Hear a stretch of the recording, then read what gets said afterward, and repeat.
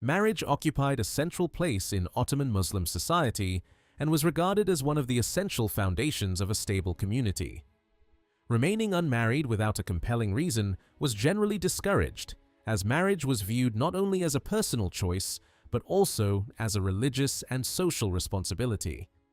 Unless someone faced serious financial hardship or exceptional personal circumstances, both men and women were expected to marry once they reached adulthood.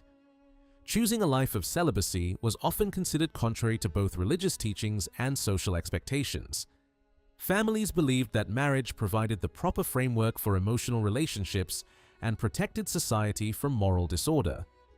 Many feared that delaying marriage would encourage relationships outside accepted social norms, creating tension within the community. Religious teachings reinforced this belief, emphasizing that unsupervised interaction between unmarried men and women could easily lead to temptation. Because of this, parents paid close attention to the upbringing of their daughters and worked hard to preserve the family's reputation. Female honor carried enormous importance throughout the empire. A daughter's behavior reflected not only upon herself, but also upon her parents, siblings, and extended family. Society expected young women to remain virgins before marriage, while modest clothing and carefully limited movement outside the home were widely encouraged. Influential Islamic scholars, especially the famous theologian Al-Ghazali, argued that maintaining social order required clear moral boundaries between men and women.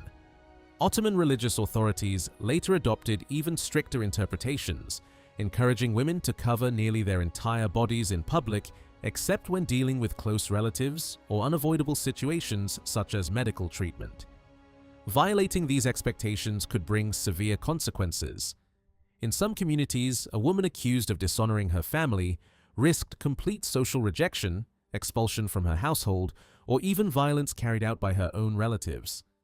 Honor was therefore treated as one of the family's most valuable possessions, and protecting it shaped countless decisions surrounding everyday life. Marriage itself was rarely a matter of romantic choice. Instead, it represented an agreement between two families seeking to strengthen their social standing, economic security, and long-term relationships. Parents usually selected suitable partners for their children, while religious officials formally recognized the union through a legal marriage contract. Although a few young men occasionally resisted arrangements made on their behalf, daughters generally had little opportunity to oppose the decisions of their families. Islamic law did not establish a universal minimum age for marriage, and practices differed across the empire. Children could be formally promised in marriage while still very young, although girls usually remained in their parents' homes until reaching puberty. According to the Hanafi legal tradition, followed by the Ottomans, a marriage could not be physically consummated until the bride was considered mature enough. Much later, after the establishment of the Turkish Republic, legal minimum marriage ages were introduced to replace these earlier customs. When a family decided that a son was ready to marry, preparations often began immediately. Sometimes the initiative came from the father, while in other cases the young man first shared his wishes with his mother. Regardless of who started the conversation, the father's approval was considered essential before any formal search for a bride could begin. The goal was to find a family whose wealth, reputation, and social position matched, or ideally exceeded, their own. Parents of the groom wanted a hardworking, capable, and well-raised young woman, while the bride's family preferred a dependable husband who could provide financial security and a respectable future. When both families agreed that the proposed match was suitable, formal negotiations moved to the practical details that would define the marriage. These discussions covered everything from the wedding date and future living arrangements to the financial obligations that accompanied the union. One of the most important elements was the mahar, a mandatory marriage payment promised by the groom to the bride under Islamic law. More than a ceremonial gift, it represented legal and financial security for the woman, ensuring that she would receive support if the marriage ended through divorce or if her husband died. Without this commitment, the marriage itself was not considered legally complete. In many Ottoman communities, the mahar was divided into two separate payments. A substantial portion was delivered before the marriage contract was finalized, while the remaining amount became payable only under specific circumstances, such as divorce or widowhood. Some families preserved part of the payment as financial protection for the bride, although others treated the initial installment as compensation for losing a daughter's labor within the household. Once the first payment had been transferred, the couple was generally regarded as officially engaged. Despite the authority of Islamic law, regional traditions sometimes introduced customs that differed from religious regulations. Court records from 16th century Anatolia reveal the existence of an arrangement known as namzedlik. Under this practice, fathers occasionally promised daughters in marriage while they were still children, receiving money or valuable goods from the future groom's family in return.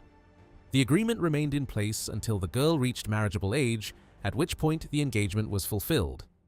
Although this custom existed alongside Islamic legal principles, it reflected the powerful influence of local tradition in everyday Ottoman society. The value of the mahr was never fixed and depended on numerous social and economic considerations.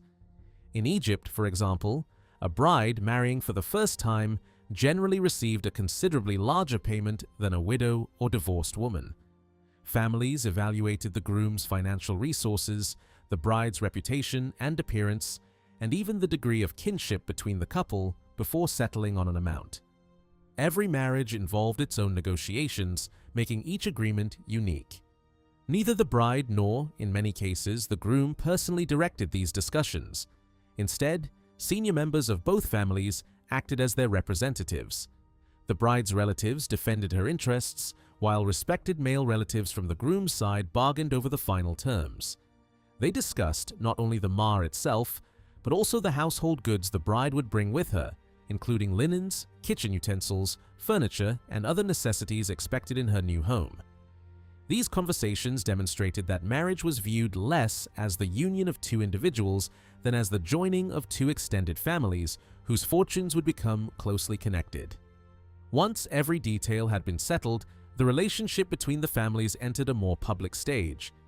The groom's mother, accompanied by female relatives and close friends, formally visited the bride's home carrying symbolic gifts. Among them were fine red silk and baskets filled with sweets. The silk was spread across the floor, inviting the bride to stand upon it, while she welcomed her future mother-in-law by serving coffee or tea as a sign of respect. She then accepted a piece of candy, kissed the older woman's hand, and returned the unfinished sweet so it could be taken back to the groom. This simple gesture symbolized the beginning of a shared future between the couple. The exchange of gifts continued in both directions. The bride prepared carefully selected presents for her future husband and his family, usually delivered by an older female relative trusted by both households. Shawls, embroidered shirts, elegant handkerchiefs, decorative accessories, luxurious boxes of sweets, and homemade delicacies often formed part of these offerings. Wealthier families responded on an even grander scale.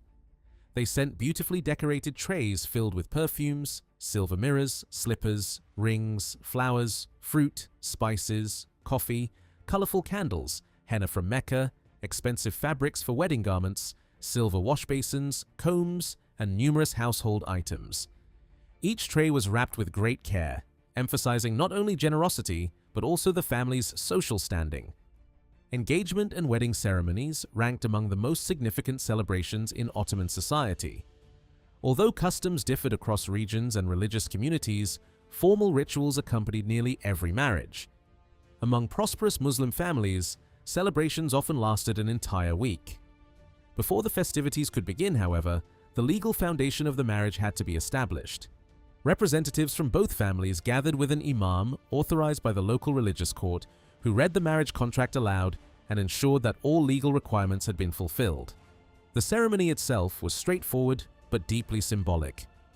The fathers of the bride and groom, or other senior male relatives acting in their place, assembled at the bride's home with witnesses present.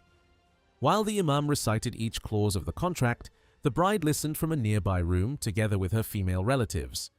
After the reading, she was asked whether she accepted the marriage and its conditions. Her simple affirmation completed the essential requirement of consent. The imam then signed the document, offered prayers for the couple's future, and registered the marriage with the local judge. Official registration was essential because unregistered couples risked being prosecuted for living together outside lawful marriage. Only after the legal ceremony did the celebrations truly begin.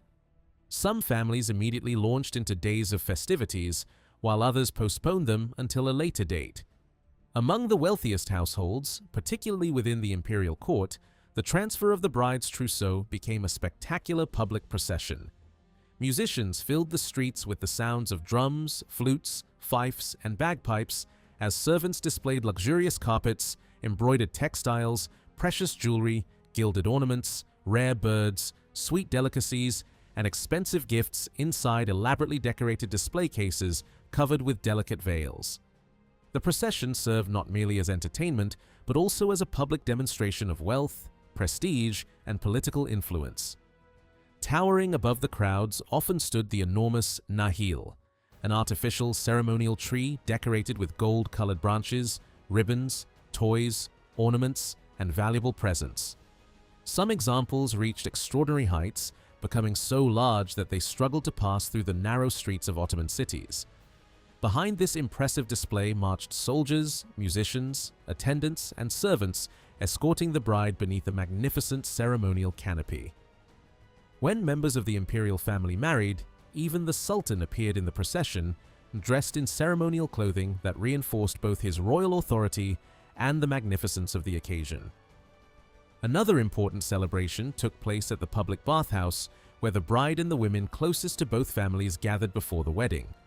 Married women observed while unmarried girls prepared the bath, singing traditional songs as the bride entered, wearing magnificent clothing and sparkling jewelry. After she was ceremonially undressed, attendants washed, perfumed, massaged, and carefully groomed her. Her hair was braided with pearls and gold ornaments, her eyebrows darkened, and every detail of her appearance refined in preparation for married life. Once these rituals were complete, older women approached the bride individually, presenting gifts ranging from jewelry to embroidered cloths, while offering blessings and compliments. The bride thanked each guest with gestures of respect before changing into elegant clothing and taking her place on an ornate ceremonial seat. Entertainment followed, including music and performances, creating an atmosphere of celebration that lasted well into the day. The following day shifted attention back to the families. Female relatives from the groom's household visited the bride's home, where they were welcomed with coffee and traditional hospitality. After exchanging polite conversation and formal compliments, the bride entered to greet her future mother-in-law, respectfully kissing her hand before quietly withdrawing. Music, singing, and dancing entertained the guests throughout the visit, though the visitors themselves generally remained spectators rather than participants. As they prepared to leave, the bride returned once more to bid them farewell, receiving a shower of coins that symbolized blessings, prosperity, and good fortune for the life that awaited her. Later that evening, the women of both households gathered once more for one of the most emotional moments of the wedding celebrations: the henna night. This ceremony marked the bride's symbolic farewell to childhood and her entry into married life. Before the henna was applied, she walked through the garden accompanied by unmarried friends, while musicians performed and professional dancers entertained the guests. The central ritual was carried out by the groom's mother. She placed a small amount of henna first on the bride's right palm and then on her left. As the paste was spread across her hands, the women pressed gold coins into it as signs of prosperity, protection, and good fortune. The bride's hands were then wrapped in cloth so that the henna could dry and leave behind its deep orange color. By the following morning, preparations had begun for the bride's final departure from her childhood home. Her appearance was transformed through a long and elaborate process. Her hair was carefully braided, her face was powdered and colored, and tiny ornaments, glittering decorations, and even precious stones could be placed across her forehead, cheeks, and chin. Her wedding clothing was equally magnificent. She wore a delicate white shirt and loose trousers beneath a long, richly embroidered gown, usually made in shades of red or purple. Fine leather boots completed the main outfit. Around her neck, wrists, ears, and fingers were pearls, bracelets, earrings, rings, and other pieces set with precious stones. A red or crimson veil was then drawn over her head, covering both her face and body. Above it, her mother placed a decorative bridal crown, tiara, or jeweled ornament made from colored glass and shining materials.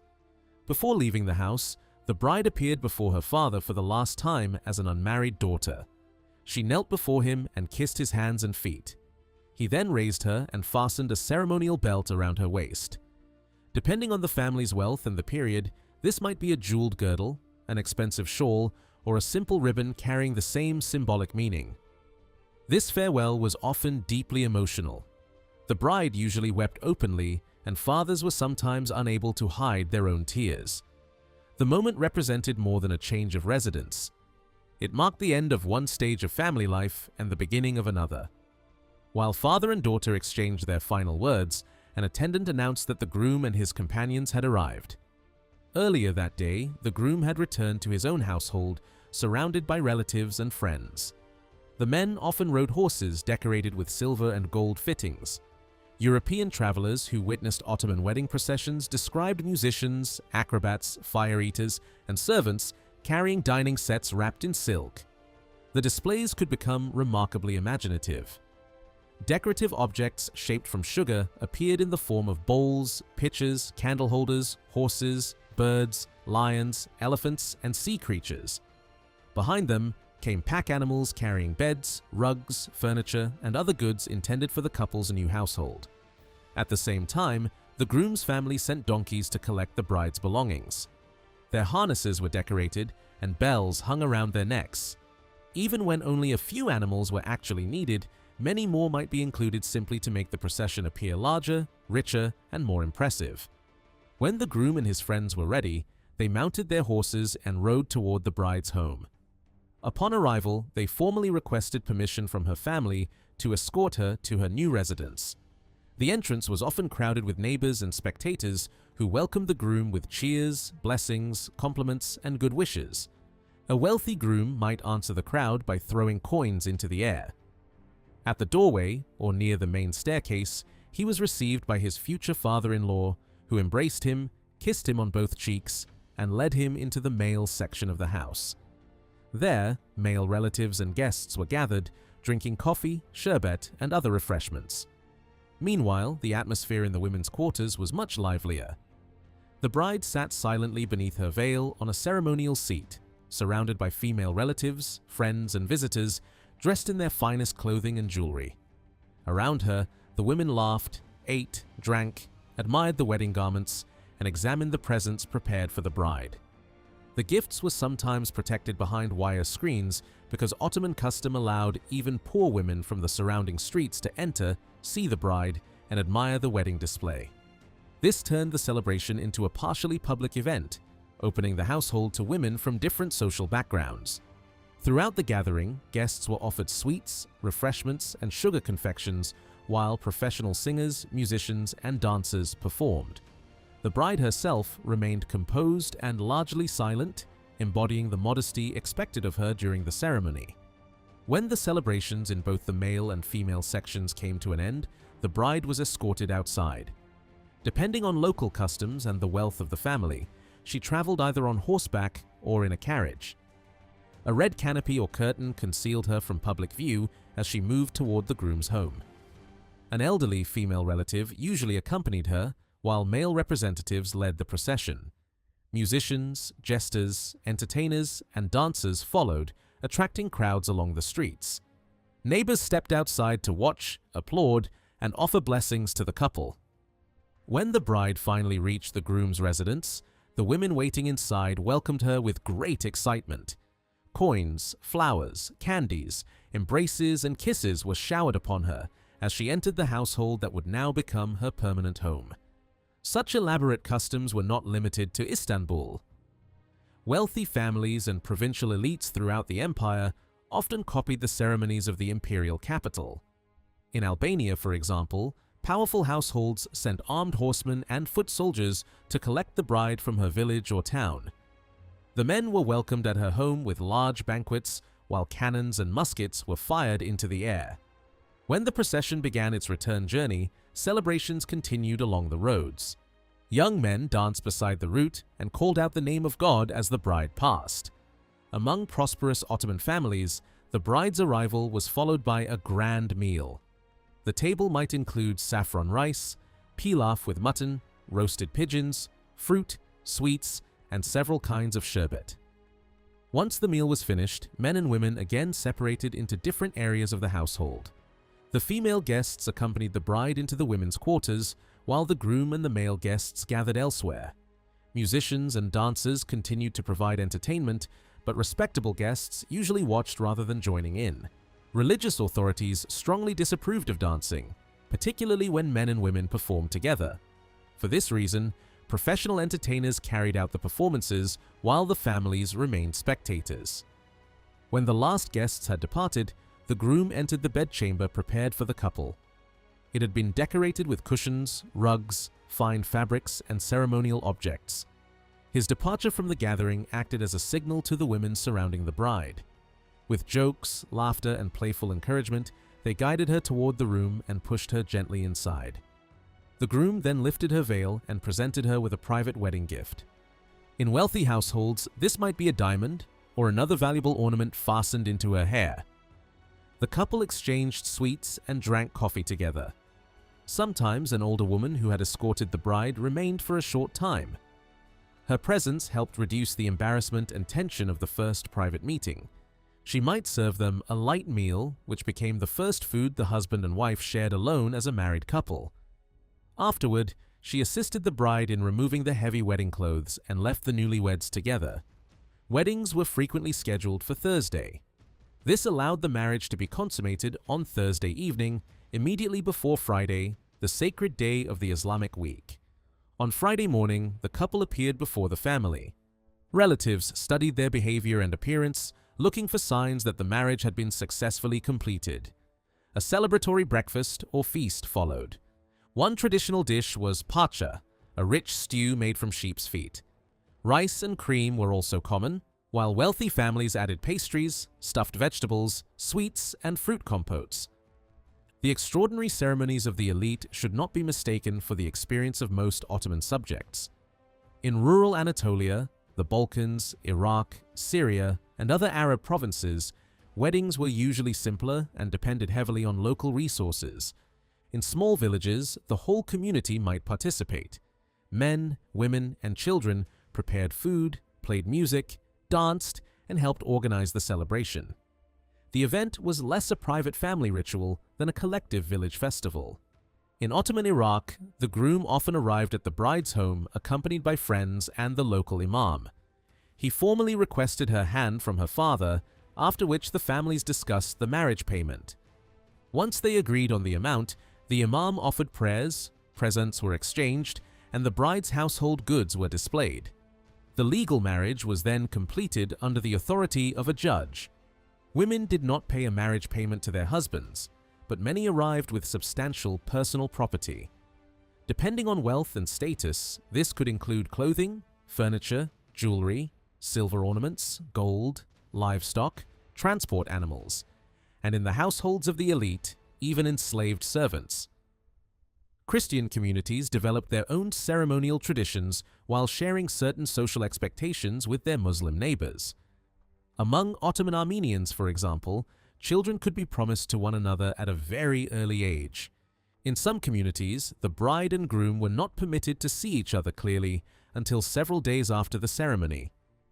The bride was carried to church wearing a crown and a long red silk veil that covered her from head to foot. During the religious service, the priest asked the groom whether he accepted the bride regardless of physical imperfection. Once he gave his agreement, the couple was escorted to the groom's household by relatives and friends who sang and danced along the way. Inside the new home, the bride was seated on a cushion in one corner. Her veil remained in place and was not lifted even by her husband until 3 days had passed. For Muslim brides, entering the husband's house signified formal acceptance into his family. His relatives welcomed her with affection, kisses, gifts, and blessings. From then onward, she was expected to become a loyal member of the household into which she had married. This did not mean that she completely abandoned her own relatives. A married woman was usually expected to maintain strong ties with her parents, brothers, and sisters. Her father and brothers remained among the few unrelated adult men with whom she could interact freely without violating expectations of modesty. Normally, the bride moved into the groom's family residence. In rare situations, however, the opposite arrangement occurred. If the groom was poor and the bride's parents had no sons, he might join her household instead. Arranged marriage in Ottoman society has often been criticized for placing family interests above the personal wishes of young couples. Modern observers also find it difficult to accept a system in which romantic love was not always treated as the main reason for marriage. Yet, it would be misleading to assume that affection had no role at all. In farming villages, pastoral communities, and nomadic societies, young men and women often lived and worked near one another. Their lives were less physically separated than those of the urban elite. A young man might notice a girl at work, during a local celebration, at a market, or while families moved between seasonal camps. If he became interested in her, he could ask his mother to approach his father and argue in favor of the match. The mother often became the first mediator. She attempted to persuade her husband that the marriage would benefit both the son and the wider family. Once the father approved, formal negotiations with the girl's relatives could begin. Not every romantic attachment ended successfully. Sometimes the young man's family rejected his choice. In other cases, the bride's family demanded a marriage payment that he could not afford. Under such circumstances, some couples turned to abduction, a practice widely known in Anatolia as kız kaçırma. The young woman was taken away, often with her cooperation, and hidden in the house of a relative or friend. The couple did not necessarily have sexual relations. However, prevailing assumptions held that an unmarried man and woman who had spent a night together must have done so. The girl's reputation was therefore considered permanently altered. This social belief placed immense pressure on both families to approve the marriage. Refusing the union could leave the young woman in a highly vulnerable position and expose both households to public shame. Bride abduction was extremely dangerous. The girl's father and brothers could react violently in defense of family honor. For this reason, couples sometimes fled far from their home village and remained hidden until the anger of their relatives had diminished. Over time, reconciliation was often possible. After children were born, grandparents who had once condemned the marriage sometimes accepted the couple and restored family relations. Marriage also brought a new set of legal rights and obligations. Ottoman jurists did not imagine husbands and wives as holding identical positions. Instead, they described marriage as a reciprocal arrangement in which each spouse possessed different duties. The husband was responsible for maintaining the household. He was required to provide food, clothing, shelter, and the necessary personal expenses of his wife. In return, legal and social traditions expected her obedience. A husband could exercise considerable control over his wife's movements. He might prevent her from leaving the home except to visit close relatives or require her to accompany him when he traveled. Nevertheless, Ottoman women were not legally invisible. Once they reached puberty, they were recognized as independent legal persons. Marriage did not automatically transfer their wealth or property to their husbands. Women from both ordinary and wealthy households owned houses, land, jewelry, money, shops, animals, household goods, and other valuable property. They bought and sold assets, rented buildings, leased land, invested capital, prepared wills, transferred inheritances, and entered into contracts. They could also bring disputes before the local judge. Court registers contain many cases in which women appeared personally, without a father, brother, or husband speaking on their behalf. Some women inherited considerable fortunes and used them to finance commercial enterprises. Court documents from different centuries show female property owners investing in trade, lending money, managing estates, and controlling profitable businesses.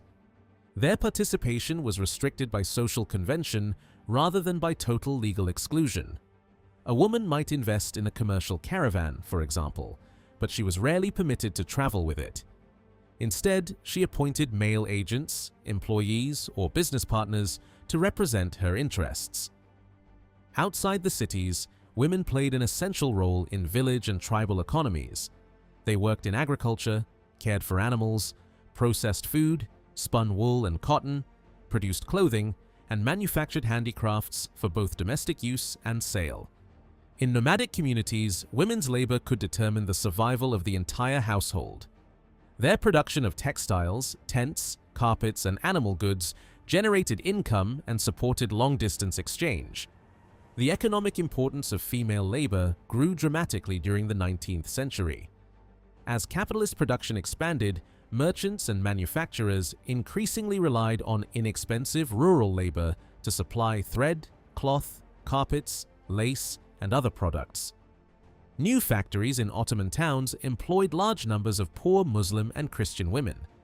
Their presence became especially visible in the export industries that expanded during the final decades of the empire. Women formed much of the workforce in raw silk processing, carpet knotting, lace production, spinning, embroidery, and weaving. Some worked inside factories, while many others completed tasks in their own homes for merchants and contractors.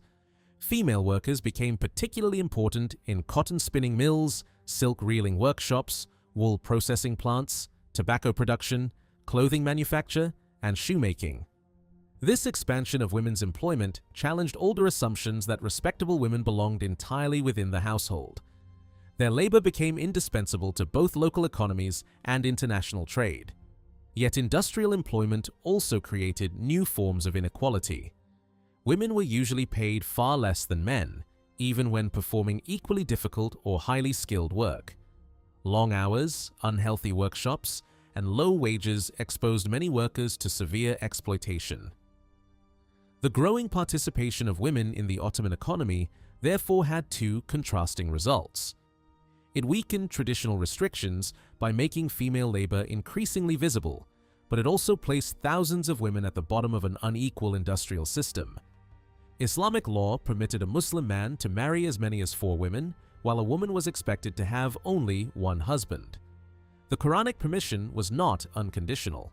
A man who wished to marry more than one woman was required to treat each wife fairly and provide for them equally.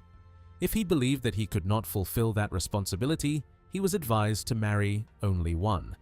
For many European visitors and writers, polygamy became one of the most visible symbols separating the Ottoman Muslim world from Christian Europe. It was frequently presented as proof of the unequal position of men and women. Yet the legal possibility of taking several wives did not mean that most Ottoman men actually did so. Historical evidence suggests that monogamy was overwhelmingly more common, while households containing multiple wives formed only a very small part of Ottoman society. European travelers sometimes noticed this difference between legal theory and everyday reality. The German Protestant clergyman Salomon Schweiger, who visited Ottoman lands near the end of the 16th century, concluded that polygamy was uncommon. In his view, Ottoman men may have possessed formal authority within society, but women exercised considerable influence inside the household.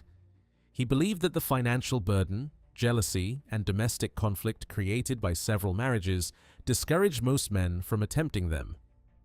By the 18th century, elite society in Istanbul often regarded plural marriage with open disapproval.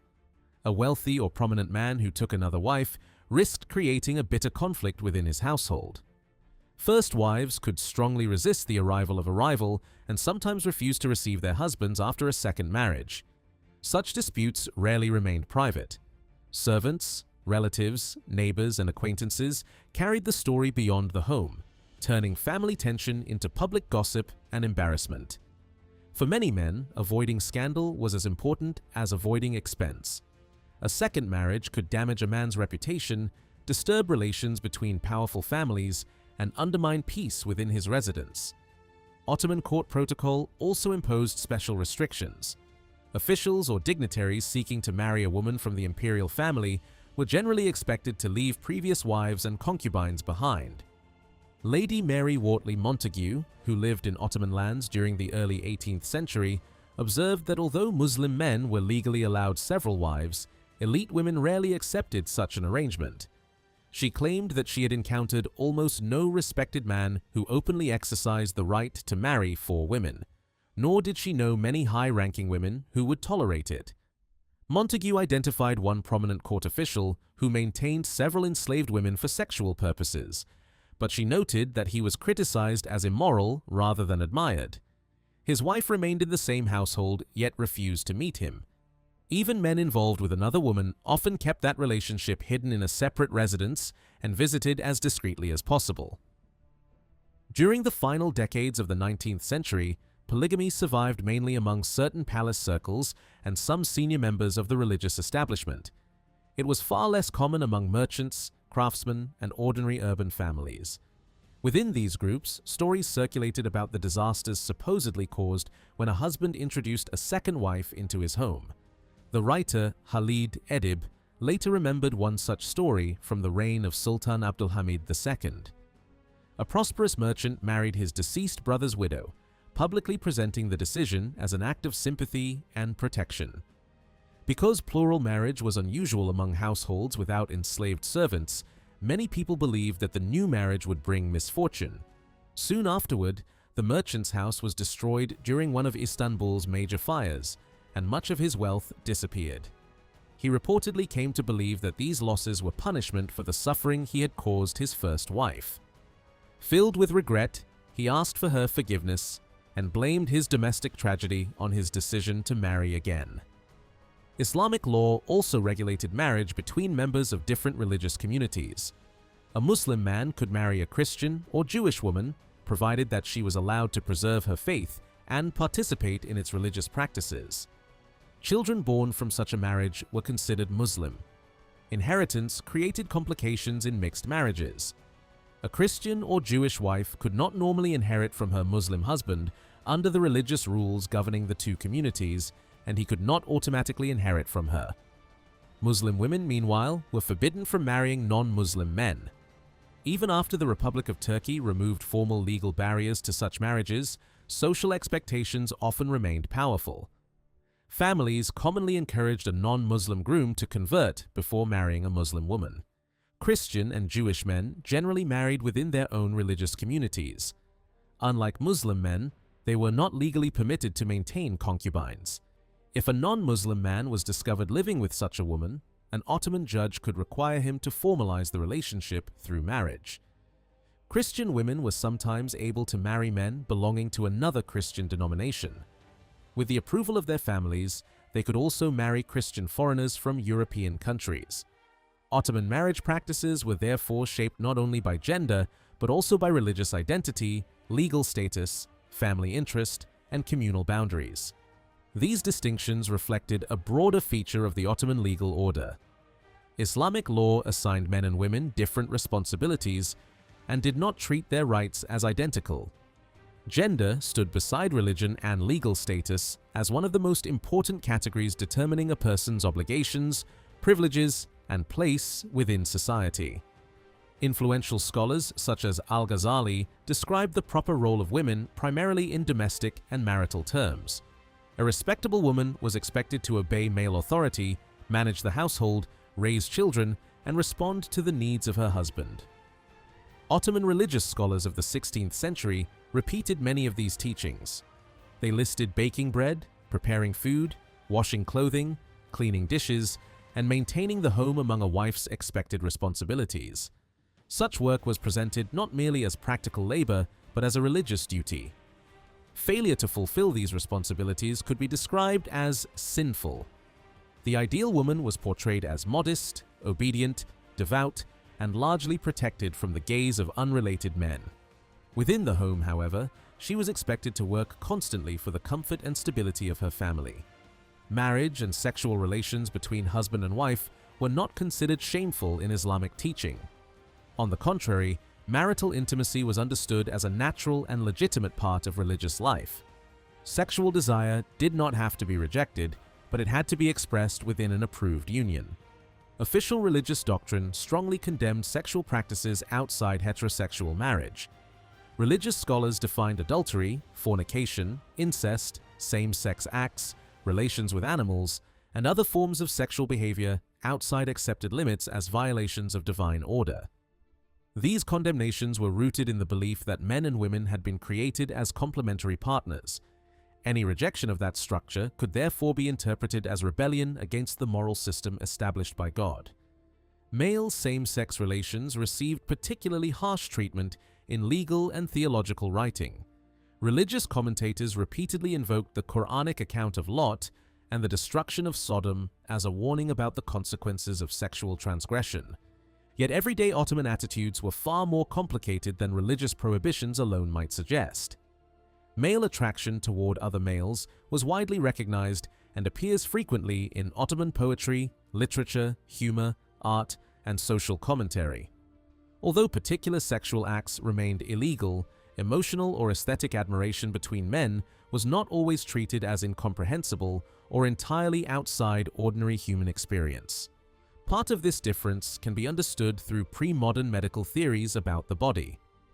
Ottoman physicians inherited the ancient belief that human beings were composed of 4 fundamental elements or qualities associated with air, fire, earth, and water.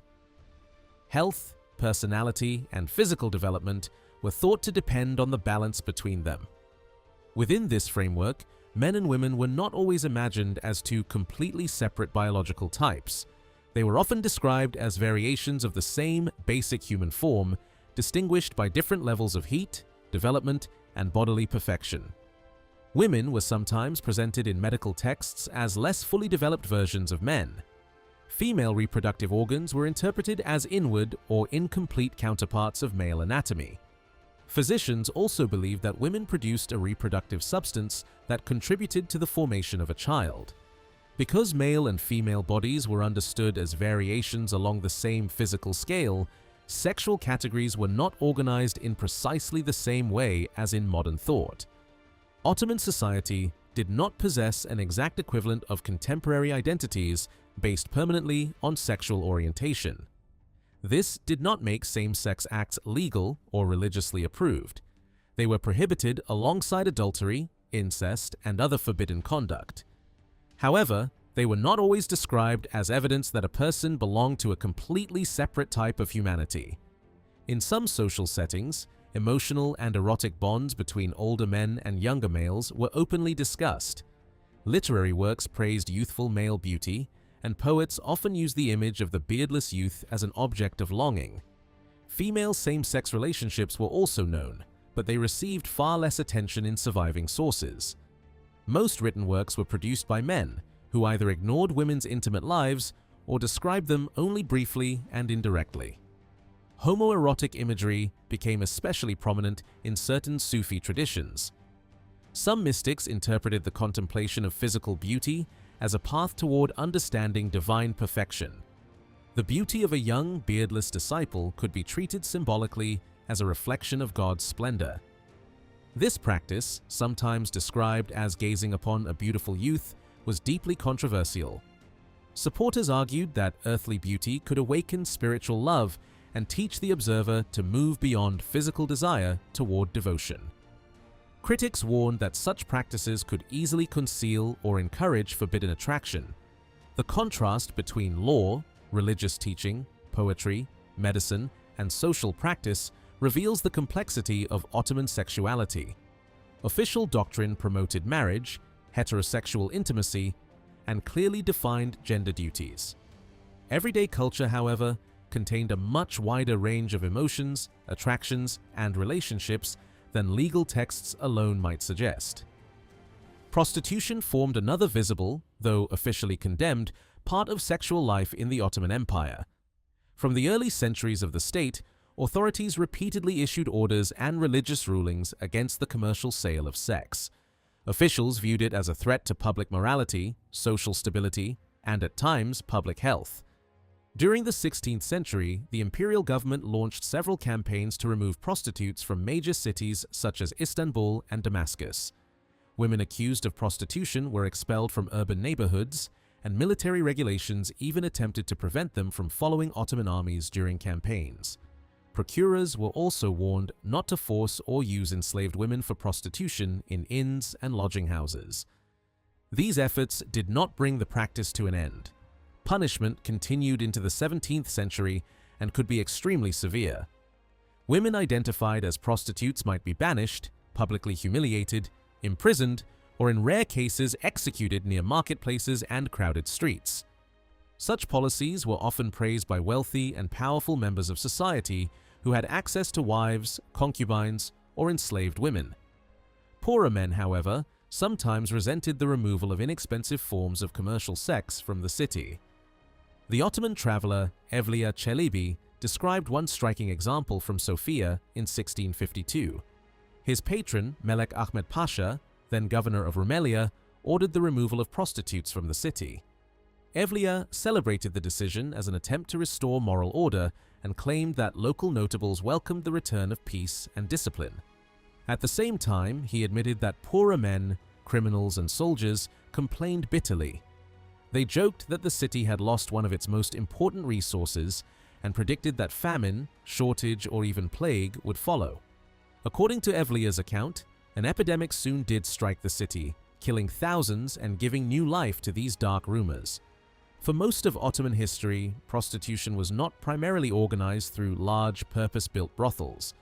A more traditional figure appeared in popular culture, especially in Karagöz's shadow theater, the Zen, a woman who lived alone in a rented neighborhood house and received male visitors. The relationship between such a woman and her clients could remain deliberately unclear. She might offer conversation, companionship, entertainment, or sexual services. This ambiguity reflected a form of prostitution that operated through personal contacts and private homes rather than through formal commercial institutions. The situation changed significantly during the 19th century. Ottoman port cities and European-style districts expanded rapidly, bringing larger populations, new forms of entertainment, and greater movement between strangers. Public parks, cafes, taverns, beer gardens, dance halls, hotels, and railway districts created new spaces in which men and women could meet beyond the supervision of families and neighborhoods. Prostitution became more visible, more organized, and increasingly profitable. Salonika offered a clear example of this transformation. In the late 1870s, newspapers condemned women who appeared in the city's drinking establishments, while Muslim, Christian, and Jewish community leaders demanded that municipal authorities remove them from central districts. By the early 20th century, however, prostitution had become firmly established. More than 100 brothels reportedly operated in a district near the railway, employing women from different ethnic and religious communities. What had once provoked public protest was gradually treated as a permanent feature of the modern city. Commercial sex took several forms. Some women received clients in their own rented rooms. Others traveled to the residence or lodging of the customer. The poorest women and men had access to neither, forcing sexual encounters to take place outdoors or in hidden public spaces. Young men from surrounding villages sometimes saved money and walked long distances into town specifically to purchase sex. Such journeys reveal the growing economic and social connections between rural communities and expanding Ottoman cities. A second development of the 19th century was the spread of the private mistress. Unlike a prostitute receiving many clients, the mistress usually lived in a separate apartment and maintained a continuing emotional and sexual relationship with one man. This arrangement became more common as older institutions declined. Wealthy men had traditionally relied on plural marriage, concubinage, enslaved women, or informal neighborhood relationships. As slavery weakened and polygamy became socially embarrassing in certain urban circles, a new model emerged. The Ottoman term maîtresse, derived from the French word maîtresse, entered urban speech. It reflected both European cultural influence and changing ideas about privacy, romance, and extramarital relationships. In modern districts such as Pera, new apartments, hotels, cafes, and entertainment venues created opportunities for hidden relationships. The mistress gradually replaced the older figure of the solitary neighborhood woman and became part of a more Europeanized urban lifestyle. Adultery remained a serious offense in Islamic law. Classical doctrine prescribed an exceptionally harsh punishment, but the evidentiary requirements made it extremely difficult to apply. 4 reliable male witnesses had to testify that they had directly observed the act. Suspicion, rumor, pregnancy, or discovery in a compromising situation did not automatically satisfy this condition. A wife accused by her husband could also deny the allegation under solemn oath. Ottoman judges generally followed these restrictions and were reluctant to declare that adultery had been legally proven. Even when neighbors caught a couple together, courts often recorded the offense as suspected or alleged adultery rather than issuing the most severe judgment. Defendants might instead receive imprisonment, exile, corporal punishment, or service in the imperial galleys. Women who openly lived with men outside marriage or gave birth to children considered illegitimate faced much less tolerance. Police and neighborhood officials could place them under surveillance, remove them from the area, or take them into custody. Authorities also attempted to limit the presence of unmarried men in family neighborhoods. Officials believed that bachelors living near married women created opportunities for secret relationships, scandal, and conflict. Marriage, sexuality, morality, and urban order were therefore closely connected. Ottoman authorities did not simply regulate private behavior. They tried to shape where people lived, how neighborhoods were organized, and which kinds of relationships could appear in public. Pregnancy brought both happiness and deep anxiety. Among members of the Ottoman elite, astrologers and fortune tellers were sometimes consulted before a woman attempted to conceive. They examined horoscopes and selected what they believed to be favorable times for pregnancy. Some warned that conception would lead to illness, difficult labor, or even death. A frightening prediction could have a powerful effect on a woman, occasionally making her unwilling to approach her husband. Despite these fears, news of pregnancy was generally welcomed with excitement. In wealthy households, servants also celebrated because the birth of a child often brought gifts, bonuses, clothing, or money from the mother and father. Childbirth remained almost entirely in the hands of women. Experienced midwives possessed knowledge acquired through years of observation and practice, and they were among the most trusted figures in Ottoman communities. Many households repeatedly employed the same midwife. Over time, she became a familiar presence who understood the health, habits, and previous pregnancies of the women she served. As labor reached its final stage, the mother could be seated on a specially designed birth chair. It had arm supports, a high back, and an opening in the seat that gave the midwife access during delivery. Just before the child appeared, the midwife invoked God by reciting the tekbir. When the baby was born, the women present repeated the Islamic declaration of faith, connecting the moment of birth with religious belonging. The midwife then cleaned the infant with warm water, cut the umbilical cord, and examined both mother and child. Her duties extended beyond delivery itself, often continuing for many days afterward. Protective objects were placed around the mother's bed. A small Quran enclosed in an embroidered covering might be positioned near her head. At the foot of the bed, families sometimes hung onions, garlic, red cloth, blue beads, or other objects believed to repel the evil eye.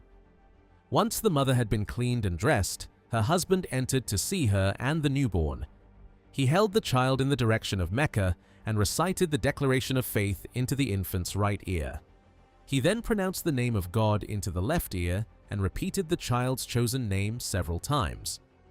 Through this ritual, the newborn was symbolically welcomed into the Muslim community. Soon afterward, a messenger carried the news to relatives, friends, and neighbors. At every house, he announced the successful birth and often received money in return. Yet childbirth remained one of the most dangerous experiences in a woman's life. Wealth, social rank, prayer, and access to respected midwives offered no guarantee of survival. Evliya Çelebi described the tragic death of Kaya Sultan, daughter of Sultan Murad IV and wife of Melek Ahmed Pasha. As the birth approached, experienced women, relatives, and midwives gathered around her. Prayers were recited on an enormous scale. The Quran was read repeatedly, and thousands of invocations were offered in the hope of securing a safe delivery. Kayat Sultan gave birth to a daughter, and her husband responded with acts of charity. Large sums of money were distributed to the poor, hundreds of men received clothing, and prayers of gratitude filled the household. The danger, however, had not passed. The placenta failed to leave the womb, creating a medical emergency that the attendants did not know how to treat safely. The methods they used were violent and desperate. Kaya Sultan was wrapped in blankets and shaken. She was suspended upside down more than once, and attendants placed her inside a barrel filled with scented water. For several days, the midwives attempted increasingly invasive procedures. Their arms were covered with oil before they reached into the birth canal in an effort to remove tissue they believed remained inside. Pieces of membrane were extracted, but the interventions continued because the women feared that part of the afterbirth had been left behind. Infection, blood loss, shock, and internal injury almost certainly followed. 4 days after giving birth, Kaya Sultan died. Her death revealed the severe limitations of pre-modern medicine and the terrible risks women faced even inside the imperial household. When a birth passed without major complications, the family organized a reception for female relatives and friends. Visitors came to congratulate the mother and bring gifts for the child. The baby, however, was not openly praised. Ottoman families feared that admiration could attract the evil eye and place the newborn in danger. Guests therefore avoided saying that the baby was beautiful, healthy, or unusually strong. Some deliberately described the child as plain or unattractive, hoping to mislead harmful supernatural forces. At the same time, they brought protective charms, sweets, biscuits, jewelry, silver coins, and gold pieces. The contrast between spoken indifference and generous gifts formed part of the protective ritual. The newborn usually lay on an embroidered cushion while attention centered on the mother. Coffee, sherbet, and sweet foods were served, and women sang or played musical instruments. After the visitors departed, the midwife purified the room. She placed cloves into burning coals, often assigning one clove to each guest who had entered. A clove that burst in the heat was interpreted as evidence that someone had brought the evil eye into the house. The midwife then performed additional protective rites. She might burn strands of hair belonging to the mother or child. When possible, she also added a piece of fabric taken from the clothing of the person suspected of casting the harmful glance. As the objects burned, she recited prayers, charms, and spoken formulas intended to remove danger from the household. These practices combined Islamic language with older folk beliefs about envy, illness, supernatural harm, and protection. Childbirth in Ottoman society therefore brought together religion, medicine, family celebration, female expertise, and popular magic. It was a moment of joy, but one permanently shadowed by fear. A successful delivery strengthened the family and expanded the household.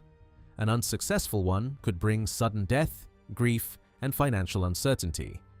For this reason, every stage of pregnancy and birth was surrounded by prayers, rituals, protective objects, and the close attention of experienced women. After childbirth, the mother usually remained in bed for nearly a week. During these first days of recovery, she was often given sherbet instead of plain water, following customs believed to protect her health and restore her strength. On the 7th day, the family gathered for another religious and domestic ceremony. Passages from the Mevlud, the celebrated poem describing the birth of the Prophet Muhammad, were recited for the newborn. The mother's temporary bed was then removed, marking the end of the first stage of confinement. The baby's maternal grandmother usually arrived with a wooden cradle. In some wealthy homes, the cradle included a simple drainage device made from a narrow tube positioned between the child's legs and connected to a container below. This allowed the infant to remain swaddled for long periods without the bedding becoming wet. From this point onward, the rhythms of ordinary infancy began. The mother rocked the cradle and sang gentle lullabies, while relatives, attendants, or servants watched over the child. In wealthy households, incense was burned continually to protect both mother and infant from the evil eye. Fragrant smoke filled the room during the day and often continued through the night. Even in the late 19th century, many Ottoman families believed that a woman remained especially vulnerable to supernatural forces for 40 days after giving birth. During this period, she was not supposed to remain alone, even for a short time. A woman from a prosperous household could rely on servants, relatives, or a midwife to stay near her. Poorer women depended on neighbors. If the person watching her had to leave unexpectedly, she might place a broom behind the door, believing that it could block harmful spirits from entering the room. A Quran was often kept near the mother's pillow.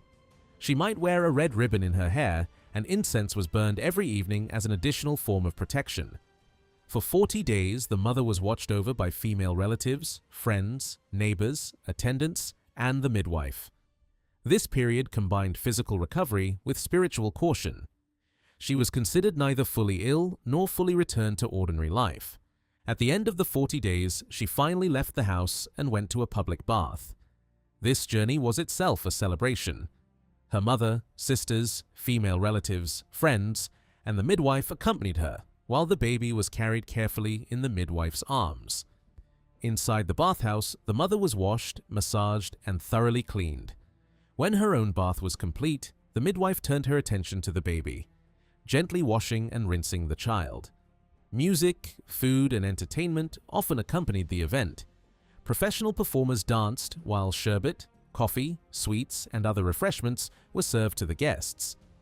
In some cases, the 40-day bath became an all-day celebration. Women talked, ate, listened to music, and enjoyed a rare opportunity to gather outside the ordinary routines of the household. Among elite families, the ceremony gradually moved away from public bathhouses. Wealthy households began constructing private baths within their residences, allowing women to invite relatives and friends to celebrate the 40th day in greater comfort and privacy.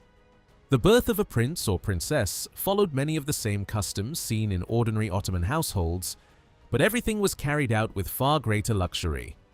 Women of the imperial family relied on trusted palace midwives who were summoned as soon as labor began.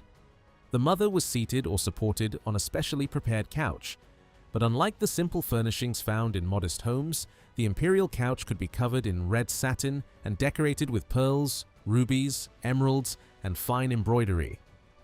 After the child was born, 3 ceremonial cradles were traditionally presented. The first came from the Sultan's mother, the second from the Grand Vizier, and the third from the chief official of the imperial treasury. Each cradle arrived in its own procession and was accompanied by valuable gifts. The cradle sent by the Sultan's mother might include a luxurious quilt and richly embroidered coverings. The Grand Vizier's gift could contain jewels and, when the child was male, a ceremonial feather ornament. The cradles were formally received by a senior palace official, shown first to the Sultan and then carried into the imperial harem. The men who transported them were rewarded with robes of honor and sometimes additional gifts. On the day of the birth, an imperial announcement informed the public that a new member of the Ottoman dynasty had arrived. The event was presented not merely as a private family occasion, but as a celebration for the empire. The following day, senior officials came to the palace to congratulate the Sultan. Among them were the Grand Vizier, the chief religious authority, leading scribes, and other high-ranking dignitaries. Each received ceremonial robes as a sign of royal favor. At the same time, women connected to the palace gathered in the imperial harem.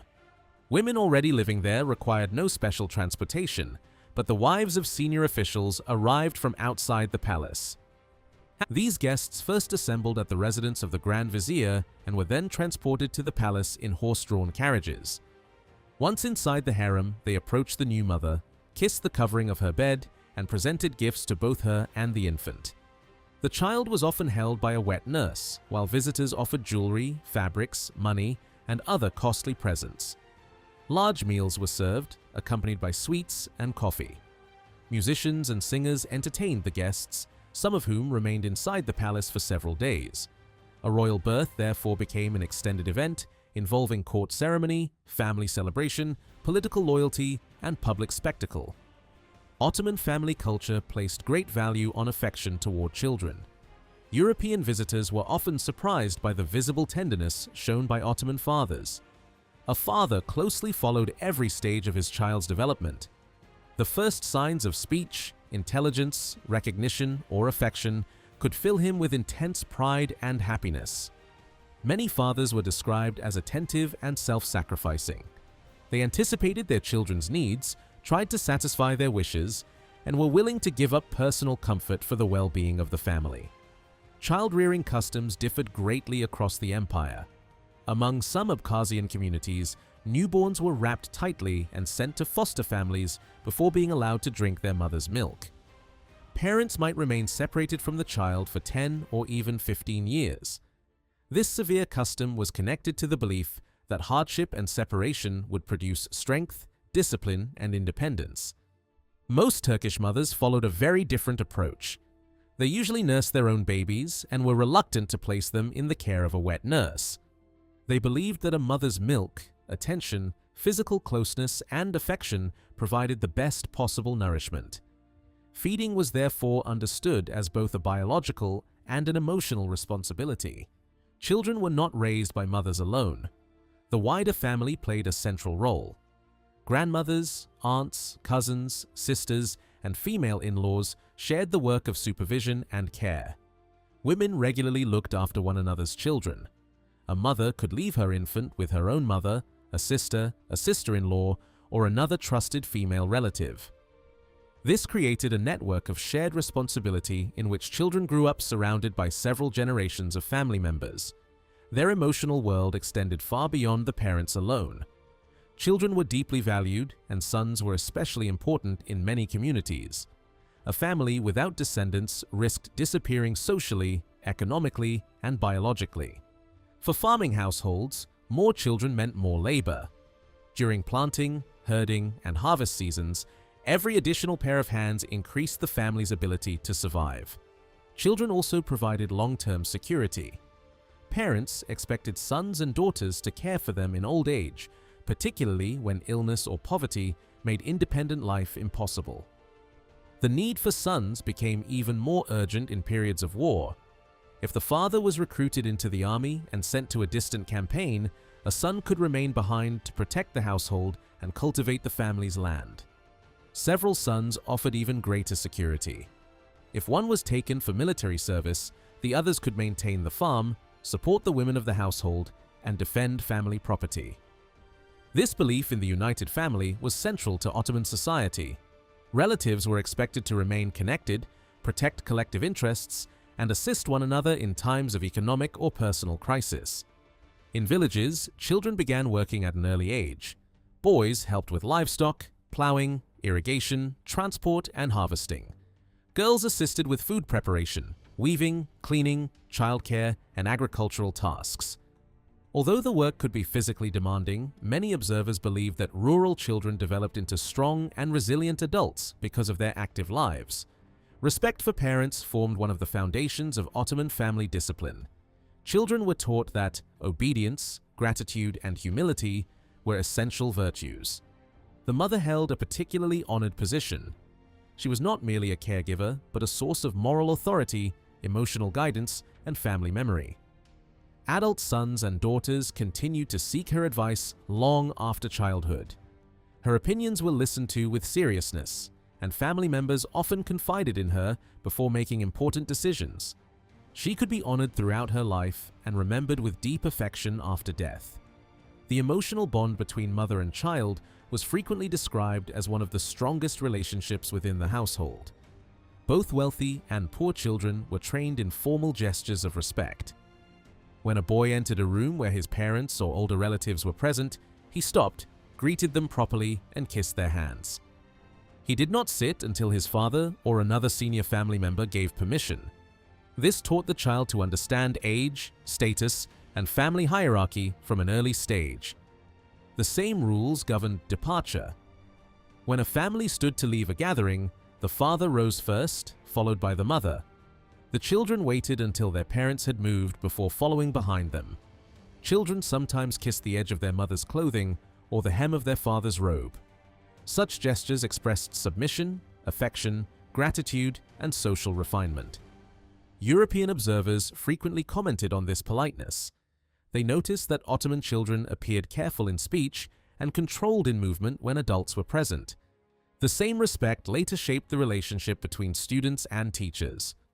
Once a child entered school, the teacher was often treated as a second father. Students were expected to obey him, listen without interruption, and show the same deference they offered to senior members of the family. Yet, Ottoman politeness did not necessarily mean weakness or passivity. Men and women from every social level maintained a strong sense of personal dignity. Even the poorest individuals could display confidence, self-respect, and awareness of their place within the social order. Courtesy and dignity were therefore seen as complementary rather than opposing qualities. Ottoman child-rearing aimed to produce people who were affectionate toward their families, respectful toward elders, loyal to relatives, disciplined in public, and conscious of their own honor. From infancy to adulthood, the child was surrounded by rituals that reinforced belonging. Lullabies, hand-kissing, shared labor, religious instruction, household discipline, and family protection all contributed to the formation of the individual. The Ottoman child did not grow up as an isolated member of a small household. He or she belonged to a broad network of parents, grandparents, siblings, cousins, teachers, neighbors, and community elders. Within that network, affection and authority existed side by side. Children were loved deeply, but they were also trained to understand responsibility, hierarchy, and the obligations that came with being part of a family. For a Muslim boy, circumcision marked one of the most important transitions of childhood. Ottoman families treated the event not as a minor medical procedure, but as a public declaration that the child was entering a new religious and social stage of life. European observers living in Istanbul during the early 17th century were struck by the seriousness of these celebrations. They described circumcision ceremonies as occasions filled with dignity, display, and family pride. There was no single age at which every boy underwent the procedure. Customs varied from one household and region to another, yet one distinctive sign often remained the same. Until the day of circumcision, a lock of hair was allowed to grow from the crown of the boy's head. This strand could fall down the middle of his back and was deliberately left visible over his clothing. It announced to the community that he had not yet been circumcised and was not considered ready to participate fully in congregational prayer at the mosque. On the appointed day, the boy was escorted by a large group of male relatives, family friends, and respected members of the neighborhood. Some walked, while others accompanied him on horseback. The procession first made its way to a mosque. There, an imam questioned the boy about the foundations of his faith. He might be asked whether he was Muslim, whether he believed in Muhammad as the messenger of God, and whether he was prepared to defend Islam. The boy then repeated formal promises of loyalty to the religion and the Muslim community. In symbolic language, he pledged friendship toward believers and opposition to those regarded as enemies of the faith. After completing this religious instruction, he returned home. The circumcision itself was commonly performed by a local barber, many of whom possessed practical experience in minor surgery as well as grooming. While the boy was at the mosque, his household was transformed into a center of celebration. Relatives and servants prepared food, arranged rooms, welcomed guests, and organized the entertainment that would follow. Custom demanded generous hospitality. The family did not invite only close relatives and intimate friends. Neighbors, acquaintances, and nearby residents could also enter and share in the occasion. Depending on the wealth and rank of the household, the festivities could continue for 1, 2, or even 3 days. Sweets, sherbet, coffee, and a variety of dishes were served throughout the celebration. Guests offered gifts to the boy while performers entertained the family. Magicians, dancers, musicians, storytellers, and actors might all appear. Karagöz's shadow theater was especially popular. Separate performances could be arranged for men in the selamlık and women in the family quarters. For ordinary households, the celebration lasted only a few days. Circumcisions within the Ottoman dynasty, however, could become enormous public festivals extending over several weeks. When a prince was circumcised, the event became an imperial spectacle. Tournaments, processions, banquets, theatrical performances, musical displays, and public entertainments filled the capital. Singers, dancers, clowns, acrobats, fire eaters, craftsmen, and performers of every kind were brought together. Clothing, toys, underwear, coins, and other gifts were distributed to participants and spectators. These celebrations were important enough to be preserved in miniature paintings and richly illustrated festival books known as surname. Such works recorded not only the ceremony itself, but also the magnificence, generosity, and political authority of the reigning sultan. Few aspects of Ottoman life attracted more attention from Europeans than the position of women. The harem, the veil, and the separation of men and women became subjects of endless speculation. Many European diplomats, merchants, and travelers described Ottoman women as prisoners living in oppressive confinement. Yet most of these men had never entered a private women's household and had little direct knowledge of daily life inside it. European women who were actually invited into Ottoman homes often gave a very different account. They described the women they met as confident, refined, socially influential, beautifully dressed, and highly aware of their own authority within the household. For Muslim girls, puberty marked an important change in clothing and public behavior. From that point onward, the face and body were generally concealed from unrelated men. A woman could appear unveiled before her father, brothers, sons, close male relatives, and eventually her husband. Outside this circle, covering was expected. In some periods and among certain classes, even the hands were hidden by gloves. Domestic architecture also protected women's privacy. The windows of the women's rooms often opened onto an internal courtyard rather than the street. Windows facing public spaces could be covered with dense screens or bars that allowed those inside to look out without being seen. Among courtly and wealthy women of the early 18th century, clothing could be extraordinarily elaborate. A woman might begin with wide trousers reaching the shoes and concealing the shape of the legs. These trousers appeared in bright colors and were often decorated with silver embroidery. Over them, she wore a fine silk shirt with broad sleeves and a jeweled fastening at the neck. A fitted waistcoat could be added, with long sleeves, gold fringe, and buttons made from pearls or diamonds. Above this came a long kaftan shaped closely to the body and falling to the feet. A belt or girdle was fastened around the waist. For elite women, it might be made from diamonds or other precious stones. Less wealthy families used embroidered satin or finely worked fabric. Over the kaftan, women wore a loose outer garment lined with fur according to the season. Ermine and sable were especially valued among the rich. The headdress was another major expression of status and fashion. Wealthy women wore a cap known as a kalpak. Winter versions could be made from velvet and decorated with pearls or diamonds, while summer versions used lighter, shining fabrics. The cap was placed at an angle and secured with a jeweled band, embroidered scarf, or gold tassel. The arrangement left part of the hair visible on the opposite side. Women decorated this exposed section according to personal taste. Some added flowers, others used hair and feathers, while many preferred intricate ornaments shaped like bouquets. These jeweled flowers imitated nature with remarkable detail. Pearls became buds, rubies formed roses, diamonds represented jasmine, and topaz was arranged into yellow blossoms. Footwear completed the appearance. Wealthy women often wore soft white leather shoes embroidered with gold. Clothing, therefore, did much more than cover the body. It revealed rank, wealth, taste, age, family connections, and access to luxury goods. Public movement was also regulated. Women generally avoided leaving home before sunrise or after sunset, except during Ramadan, when evening activity increased. Even then, elite women rarely appeared alone. Servants followed them at a respectful distance, carrying belongings and marking the status of the household. Separation between men and women shaped both public and private life. A husband did not normally walk beside his wife in the street, nor did a son openly accompany his mother in the same manner expected in modern cities. Inside the home, men and women often ate in separate rooms. Even modest households could divide their living space with a curtain when separate apartments were impossible. The same principle extended to transportation.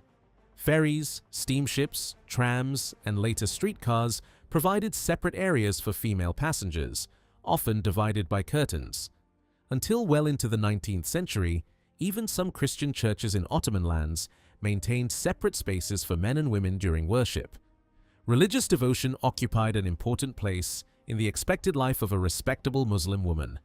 Women prayed 5 times each day and observed the fast during Ramadan. Many attended Friday prayers in mosques where separate sections were reserved for them. During Ramadan, large numbers of women in Istanbul gathered for evening worship, especially at important imperial mosques. Women from prominent families sometimes employed private imams, religious tutors, or spiritual advisors. This allowed them to receive instruction while remaining within the boundaries of household privacy. The public bathhouse offered one of the most important occasions for women to leave home and spend time together. Once a week, women from wealthy households might devote 4 or 5 hours to a visit to the hammam. Servants followed them, carrying towels, robes, perfumes, food, and bathing equipment. Inside, the bathhouse became a place of relaxation, conversation, and social exchange. Women removed their outdoor coverings, drank coffee or sherbet, ate sweets, and discussed family news or neighborhood gossip. Some rested on cushions while attendants washed them or braided their hair. Friendships were renewed, marriage possibilities were discussed, and news moved from one household to another. Private baths later became common in elite residences, reducing the social importance of public hammams among the rich. Yet public bathhouses never disappeared completely and remained central to the lives of many urban women. The social experience of women differed sharply according to class and place of residence. Before industrialization, village and tribal women played a far greater direct role in the survival of their households than wealthy urban women. They cultivated land, cared for animals, collected fuel, processed food, spun cotton and wool, wove rugs and carpets, and produced goods for both household use and sale. At the same time, they remained responsible for cleaning, cooking, childcare, and the general organization of domestic life. Their labor was essential. Without it, the rural household could not function economically or physically. The life of a wealthy urban woman was very different.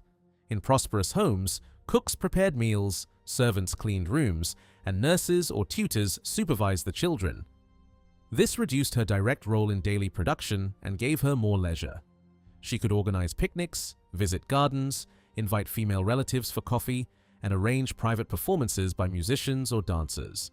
By the second half of the 19th century, however, Ottoman society began to change. A new urban middle class emerged, shaped by European languages, modern schools, newspapers, and Western political and philosophical ideas. Girls from these families increasingly entered formal education. They studied foreign languages, literature, European history, science, and modern social thought. Education created new expectations. Some women no longer accepted that their future had to be confined entirely to marriage, motherhood, and household management. From this growing educated class came female writers, teachers, entrepreneurs, reformers, scholars, and eventually political figures. The transformation was gradual and uneven. Most Ottoman women continued to live within traditional structures, and class differences remained enormous. Yet by the final decades of the empire, the foundations of a new female public identity had begun to appear. Women were entering schools, publishing their ideas, organizing associations, and taking part in economic and intellectual life. Ottoman women, therefore, cannot be understood through a single image of either complete oppression or complete freedom. Their lives were shaped by religion, family, wealth, geography, education, and historical change. A rural worker, an imperial princess, a merchant's wife, and an educated middle-class student all lived within the same empire, but experienced womanhood in profoundly different ways. Divorce was not an unusual occurrence in Ottoman society. A husband could end his marriage without offering a detailed explanation, yet women also possessed several legal paths through which they could seek separation. Ottoman Islamic law recognized different forms of divorce, each carrying its own procedures and financial consequences. The most direct form was talaq. Through this method, a husband could dissolve the marriage simply by pronouncing the required formula. He did not necessarily need to appear before a court or prove that his wife had committed any wrongdoing. Women did not possess the same unilateral right, but they could apply to a religious court for a judicial divorce known as tafriq. A woman could also reach an agreement with her husband through a form of negotiated separation called khul. In return for his consent, she might surrender the unpaid part of her marriage settlement or release him from certain financial duties. Wealthy women sometimes offered an additional payment to persuade a reluctant husband to accept the divorce. Unless the agreement specifically removed these rights, a divorced woman could still claim money remaining from her mahar and financial support for a limited period after the marriage ended. The court could order the husband to provide maintenance not only after a formal divorce, but also when he had abandoned his wife or failed to meet the basic expenses of the household. Children remained financially connected to their father. If they were still underage, he was expected to cover their food, clothing, shelter, and other essential needs. Divorce did not free him from these responsibilities. The husband was also forbidden from reclaiming property he had already given his wife. Presents offered before marriage, wedding gifts, and other personal possessions remained hers. Women could seek divorce for a wide variety of reasons. A wife might complain that the residence provided by her husband was unsuitable or unsafe. She could also appeal to the court if the marriage had never been consummated, if the husband was impotent, or if he suffered from a severe mental condition. Other grounds included physical violence, cruelty, sexual conduct considered unacceptable, forced consumption of alcohol, adultery, financial neglect, or failure to perform the expected duties of marriage. Constant conflict between spouses could also bring a marriage to an end. Economic hardship often placed enormous pressure on couples, especially when a husband could not support the household or when arguments developed over labor, property, and family responsibilities. The absence of sons could become another cause of separation. Sons were highly valued because they preserved the family name, contributed labor, inherited property, protected land, and cared for their parents in old age. Women were frequently blamed when a marriage produced only daughters, even though the biological cause was not understood. A husband without a male child might divorce his wife or marry another woman in the hope that she would give birth to a son. Despite the frequency of divorce, many powerful pressures encouraged couples to remain together. Ottoman marriages joined extended families rather than merely two individuals. Both households had invested time, money, property, and emotion in the union. They might have purchased furniture, exchanged gifts, negotiated the marriage payment, arranged a wedding, and built close economic or social connections. Poor families were especially reluctant to lose these investments. A household that had struggled for years to prepare a trousseau, furnish a room, or construct a home could not easily afford the collapse of the marriage. Children also complicated separation. Relatives often intervened to preserve the family, fearing that divorce would damage the emotional and financial security of the young. Public opinion was another powerful force. Villages and urban neighborhoods were tightly connected communities in which private disputes quickly became public knowledge. A man or woman believed to have destroyed a marriage for a trivial or selfish reason could face criticism from relatives, neighbors, and local elders.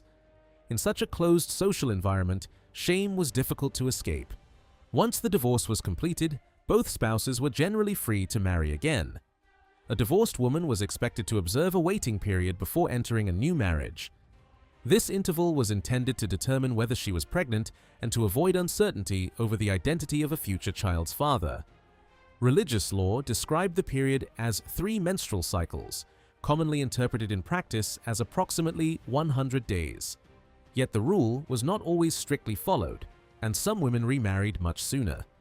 Very few divorced men or women remained permanently unmarried. Marriage remained socially desirable and economically useful, so families often began searching for new partners after the waiting period had passed. A man who had issued a final form of divorce could not simply return to the same wife whenever he wished. Under strict interpretation, she first had to marry another man, see that marriage genuinely end, and only afterward could she marry her former husband again. When the original couple reunited, they entered into a new marriage contract. The husband had to promise a new mahr, just as he had during the first union. Food occupied an equally important place in Ottoman family and community life. Cooking, serving, and eating were never merely practical activities. Meals stood at the center of hospitality, celebration, religion, politics, and everyday social relations. Since restaurants were limited and eating outside the home was uncommon for much of Ottoman history, most meals were shared within the household. When people ate elsewhere, they usually did so as guests in the home of a relative, neighbor, or friend. Inviting someone to eat was one of the clearest signs of generosity and respect. Weddings, births, circumcisions, funerals, religious holidays, political meetings, and family visits all involved the preparation and distribution of food. Ottoman cuisine developed from a remarkable mixture of culinary traditions. The distant ancestors of the Turks carried customs from Central Asia as they moved westward toward Iran, Anatolia, and the Mediterranean. During this long migration, they encountered new agricultural products, cooking methods, spices, and regional tastes. Rather than abandoning their own traditions, they absorbed and adapted elements from the societies around them. The cuisine of the Seljuk period had already been influenced by Persian cooking. Wheat, meat, dairy products, soups, stews, and rice dishes formed an important part of the culinary world inherited by the Ottomans. After settling in Anatolia, Turkish communities encountered the food cultures of Greeks, Armenians, Arabs, Kurds, Persians, Balkan peoples, and many others. Each contributed ingredients, techniques, and recipes to the expanding Ottoman kitchen. The older culinary heritage of Anatolia was itself extraordinarily rich. Hittite, Greek, Roman, Byzantine, and numerous regional civilizations had cultivated the land and developed cooking traditions over thousands of years. The geography of Anatolia also provided an exceptional variety of products. Mountains, forests, plains, river valleys, and coastlines supplied grain, meat, fish, fruit, vegetables, herbs, nuts, oils, and spices. When the Turks reached the Aegean and Mediterranean shores, seafood and olive oil became increasingly important. Coastal diets developed around fish, vegetables, herbs, and lighter dishes, while inland regions continued to rely heavily on meat, grain, and dairy products. The diversity of Ottoman cuisine can also be seen in its vocabulary. Many culinary terms entered Turkish from the languages of neighboring peoples. Words associated with soup, rice, preserves, fruit drinks, beans, dumplings, and milk desserts reflected Persian, Greek, Arabic, Italian, Central Asian, and East Asian connections. Such borrowing did not mean that Ottoman cuisine lacked its own identity. On the contrary, Ottoman cooks combined these influences with remarkable creativity and produced a culinary tradition greater than the sum of its parts. The imperial kitchen played a major role in this development. Palace cooks experimented with ingredients, refined recipes, created complex menus, and transformed regional foods into prestigious court dishes. Officials who served in Istanbul later carried these tastes into provincial cities. Governors, judges, military commanders, and wealthy administrators attempted to reproduce the dining culture of the capital in their own residences. In this way, dishes and techniques moved outward from the palace, while local ingredients and recipes continued to flow toward Istanbul. The Ottomans also helped spread agricultural products across the regions they ruled. Rice, sesame, and maize circulated more widely through the trade and administrative networks of the empire. New plants arriving from the Americas gradually entered Ottoman agriculture and cooking. Tomatoes, peppers, and maize eventually became essential ingredients across southeastern Europe, Anatolia, and the Middle East. This transformation did not happen overnight. Some products first appeared as curiosities, ornamental plants, or luxury foods before becoming part of everyday cooking. Regional climates produced distinct culinary identities. Along the eastern Black Sea coast, heavy rainfall made wheat cultivation difficult. Maize gradually became one of the principal grains and shaped the local diet. In southern Anatolia, livestock raising encouraged the development of meat dishes, especially different forms of kebab prepared over fire or in ovens. Along the Aegean coast, Mediterranean traditions remained dominant. Fish, fresh vegetables, wild herbs, legumes, and olive oil appeared frequently on the table. Central Anatolia favored wheat, yogurt, meat, dried fruits, and baked foods.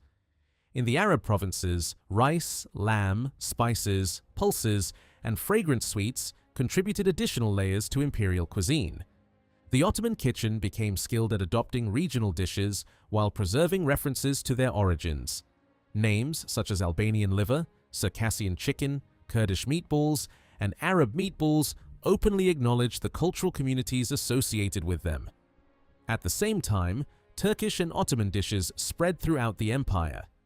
Pilaf, kebab, börek, stuffed vegetables, yogurt-based meals, biscuits, olive oil dishes, and syrup-soaked desserts became familiar from the Balkans to the Arab lands. This exchange was never completely one-sided. Local populations adapted imperial recipes to their own ingredients, religious customs, and regional preferences. Baklava provides a good example. Across former Ottoman lands, the dessert appears in different forms. One region may prepare it with walnuts and honey, another with pistachios and syrup, while elsewhere, apples or other fillings are added between thin layers of pastry. The name remains recognizable, but the taste changes from place to place. Such variations reveal a shared imperial tradition reshaped by local creativity. 6 centuries of Ottoman rule left lasting traces in the food cultures of southeastern Europe, Anatolia, the Middle East, and North Africa. Many communities that later became part of separate nation-states continued to prepare dishes with similar names, ingredients, and methods. These similarities sometimes became the subject of modern arguments over ownership. Several nations might claim the same dish as uniquely their own, even though its history emerged from centuries of coexistence and exchange. Ottoman cuisine was therefore not the product of a single people or region. It was created through migration, conquest, trade, intermarriage, palace culture, village agriculture, and the daily work of countless cooks. Women played a central role in preserving and transmitting this knowledge. Recipes were rarely written down in ordinary households. They passed from mothers to daughters, from older relatives to younger brides, and from servants to the families they served. Measurements were learned by sight and touch rather than through exact written instructions. A cook knew the correct amount of flour from its texture, the readiness of meat from its smell, and the proper temperature of syrup from its consistency. Men also worked as professional cooks, especially in palaces, military kitchens, religious foundations, inns, and wealthy households. Yet much of the empire's everyday culinary knowledge remained rooted in domestic female labor. Food also expressed social hierarchy. The poor depended on bread, soup, grain, onions, legumes, yogurt, and seasonal vegetables, while the wealthy enjoyed greater quantities of meat, rice, sugar, spices, and imported delicacies. This did not mean that simple food lacked variety or skill. Rural households created filling and flavorful dishes from limited ingredients, using fermentation, drying, pickling, and careful seasoning to preserve food throughout the year. The elite table, however, was designed to impress. Large banquets displayed the host's wealth through abundance, rare ingredients, elaborate presentation, and the number of guests who could be fed. Serving food was also an act of power. Sultans, governors, religious foundations, and wealthy patrons distributed meals to soldiers, officials, students, travelers, and the poor. Public kitchens connected to mosques and charitable complexes prepared enormous quantities of food every day. Through these institutions, feeding others became both a religious virtue and a political statement. A ruler who provided food demonstrated generosity and justice. A household that welcomed guests showed honor. A family that failed to offer refreshments risked appearing poor, rude, or inhospitable. Even a modest visit usually involved coffee, sherbet, fruit, sweets, or bread. Refusing to serve a guest was rarely acceptable unless extreme poverty made it unavoidable. Meals also created opportunities for negotiation and alliance. Marriage agreements, business arrangements, political discussions, and reconciliations often took place around food. Sharing the same table reduced distance between people and created a temporary sense of trust. The meal became a social language through which loyalty, friendship, status, and generosity were communicated. For this reason, Ottoman culinary history cannot be separated from the history of the family, the palace, the economy, religion, and empire itself. Every bowl of soup, tray of pilaf, piece of bread, or plate of sweets carried traces of geography, migration, cultural exchange, and social memory. The richness of Ottoman cuisine came not from cultural purity, but from its ability to absorb, transform, and redistribute the traditions of the many peoples who lived within its borders. From the reign of Murad II onward, food became an increasingly visible expression of Ottoman imperial power. The palace no longer treated cooking as a simple domestic necessity. It developed into an art, a system of administration, and a public language through which the dynasty displayed wealth, discipline, refinement, and generosity. By the later 15th century, the sophistication of Ottoman cuisine could be seen most clearly at the imperial court. Great banquets organized by the Grand Vizier for ambassadors, foreign dignitaries, provincial rulers, and vassal princes offered guests a carefully staged image of the empire's abundance. Feeding the palace was one of the largest daily operations of the Ottoman government. The imperial kitchen supplied meals to thousands of people connected with the harem, court, treasury, military, and imperial council. Some contemporary accounts claim that more than 12,000 individuals received food from the palace establishment. The quantities required were enormous. On an ordinary day, hundreds of sheep, lambs, poultry, pigeons, geese, and calves could be prepared for the Sultan, his family, palace servants, eunuchs, pages, officers, clerks, and high officials. Food was so closely connected to Ottoman military culture that the titles of several janissary officers were derived from the language of the kitchen. Commanders carried names associated with soup making and cooking, while the regiment's great cauldron functioned as both a practical object and a sacred symbol. Soldiers gathered around the cauldron to eat, discuss collective matters, and express unity. Rejecting or overturning it could signal open rebellion against authority. The enormous palace kitchen complex at Topkapi reflected this central role.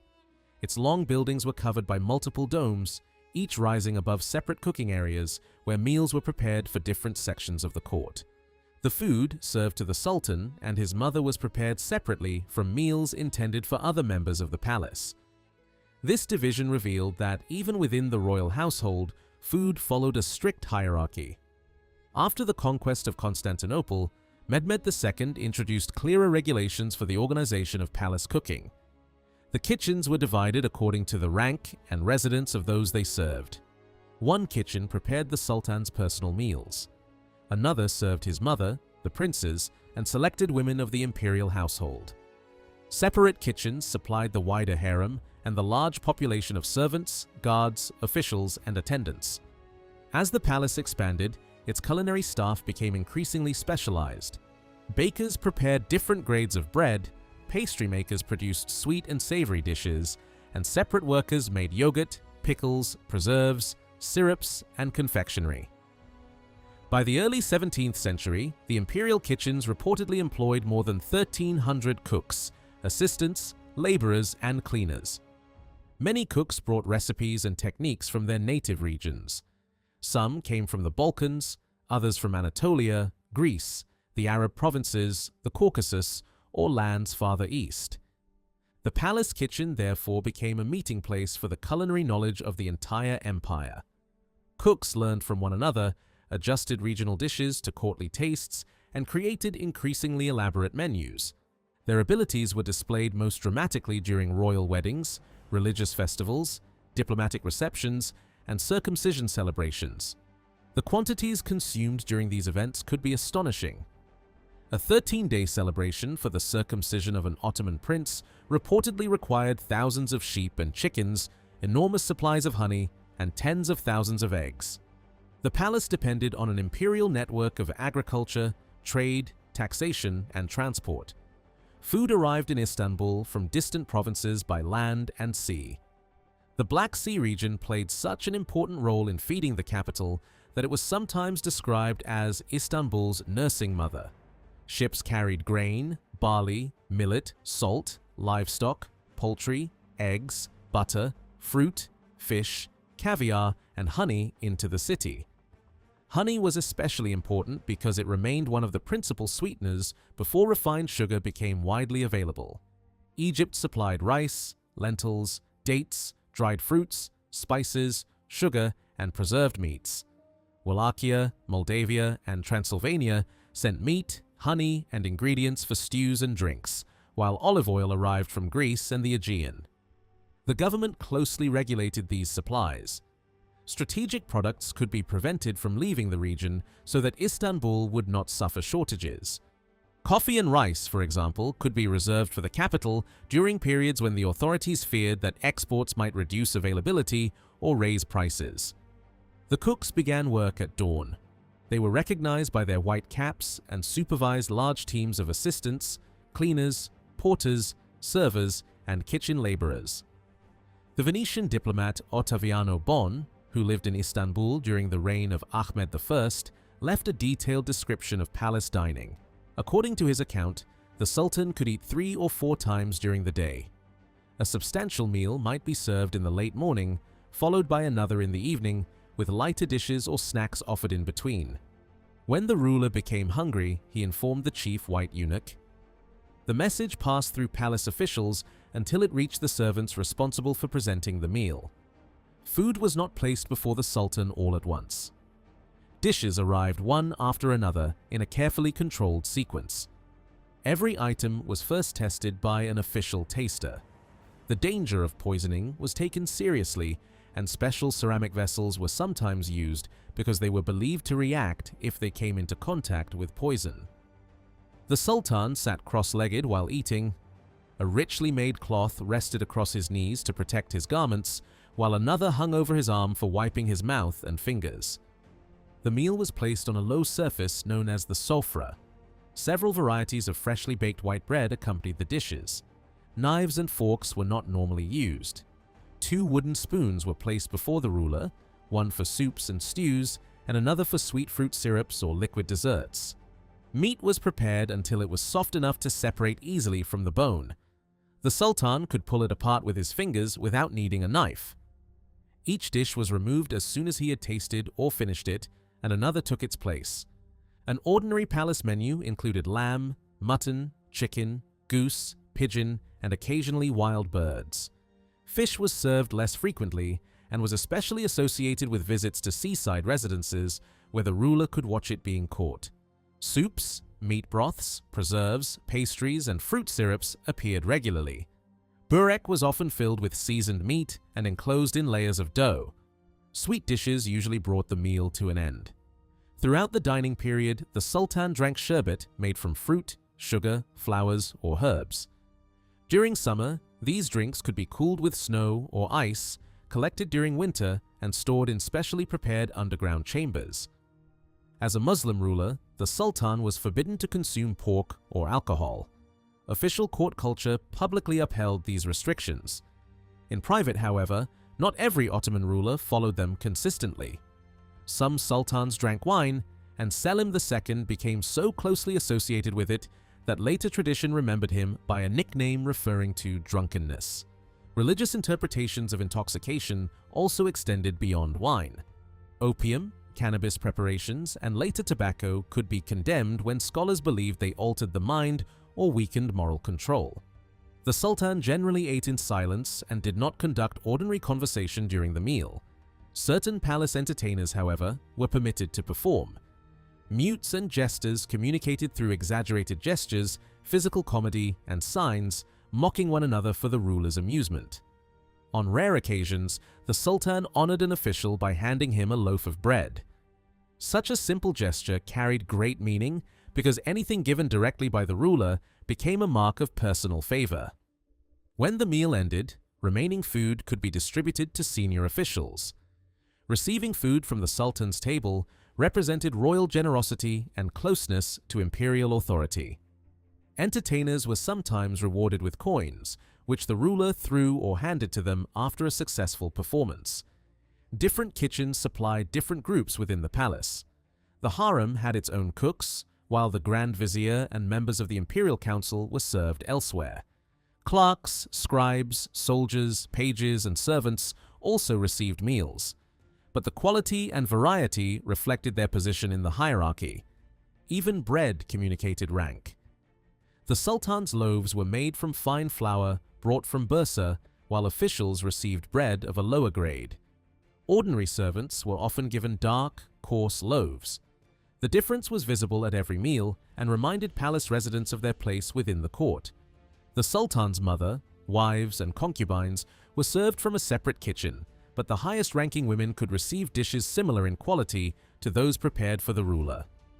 European visitors were frequently overwhelmed by the luxury of elite Ottoman dining. Lady Mary Wortley Montagu once attended a meal hosted by a widow of Sultan Mustafa II. She described the arrival of approximately 50 meat dishes, each placed on the table separately rather than presented all at once. Gold knives decorated with precious stones were used, while bowls, serving trays, and covers displayed extraordinary craftsmanship. Montagu was particularly astonished by the napkins and table coverings. They were made from delicate material and embroidered with silk, gold thread, and realistic flowers. She felt uncomfortable using objects that appeared too beautiful and expensive for an ordinary meal, knowing that they would become stained before the dinner ended. Sherbet was served in Chinese porcelain bowls resting on heavy gold trays. After the meal, attendants brought water in golden basins so that the guests could wash their hands. Coffee followed as the final stage. Young female servants entered with porcelain cups and gold saucers, kneeling respectfully as they presented them to their mistress and her guest. The imperial palace served as the most influential model of taste in the empire. High officials copied its habits, and provincial elites copied them in turn. Through this gradual movement, dishes created or refined in Istanbul spread into wealthy homes, administrative centers, and eventually more modest urban households. Meals served to the imperial council played an especially important role in establishing the structure of elite Ottoman dining. After discussing the affairs of state, the Grand Vizier and other ministers sat down to a carefully arranged lunch commonly made up of 6 courses. The meal frequently opened with rice. At the palace, the dish could be called dane, while elsewhere it was commonly known as pilaf. Rice was prepared in numerous forms. It might be served plain, seasoned in a Persian style, mixed with minced meat, vegetables, currants, raisins, or pepper. The second course was often chicken soup containing onions, chickpeas, parsley, lemon juice, and spices. Burek commonly followed. Thin layers of dough were baked or fried around fillings of cheese, chicken, minced meat, potatoes, spinach, leeks, parsley, or eggplant. Another possible course was a rich dish cooked in an earthenware pot with meat, onions, clarified butter, sesame, chickpeas, and sumac. Soups could replace these dishes, including simple broths and tahana-based preparations. Vegetable dishes also appeared. One example combined spinach or another green vegetable with rice and yogurt. Dolma, yogurt dishes, wheat porridge with meat, and an old form of Turkish pasta could also be served among the central courses. Sweet dishes formed an essential part of the meal. Baklava, rice puddings, milk desserts, saffron-colored sweets, and other confections appeared in several varieties. Before dessert, the kitchen could introduce another substantial dish, such as sheep's feet with vinegar, tripe, sausage, meat stew, or eggs served with yogurt. The final course was frequently centered on meat. Lamb, chicken, pigeon, meatballs, and different forms of kebab were grilled, roasted, or fried. Bread and sherbet accompanied the entire meal. Stewed fruits, sugared fruit, and dried apricots, figs, raisins, and currants were also widely served. Dried fruit was not limited to dessert. Ottoman cooks used sweet ingredients in savory recipes with great confidence. Burek fillings could combine minced meat and onions with apricots, dates, chestnuts, apples, or currants. Rice dishes also included almonds, raisins, chestnuts, and other dried fruits, creating mixtures of sweet, rich, and savory flavors. Lower-ranking employees of the Imperial Council ate far more modestly. Secretaries, scribes, servants, and junior attendants often received only 2 dishes. Their meal might consist of rice, wheat soup, a simple grain preparation with eggs, or yogurt soup containing meat, chickpeas, onions, parsley, and clarified butter. Desserts were usually absent from these menus. Sweet dishes remained a clear sign of status and privilege. The full diversity of Ottoman court cuisine became most visible during major banquets.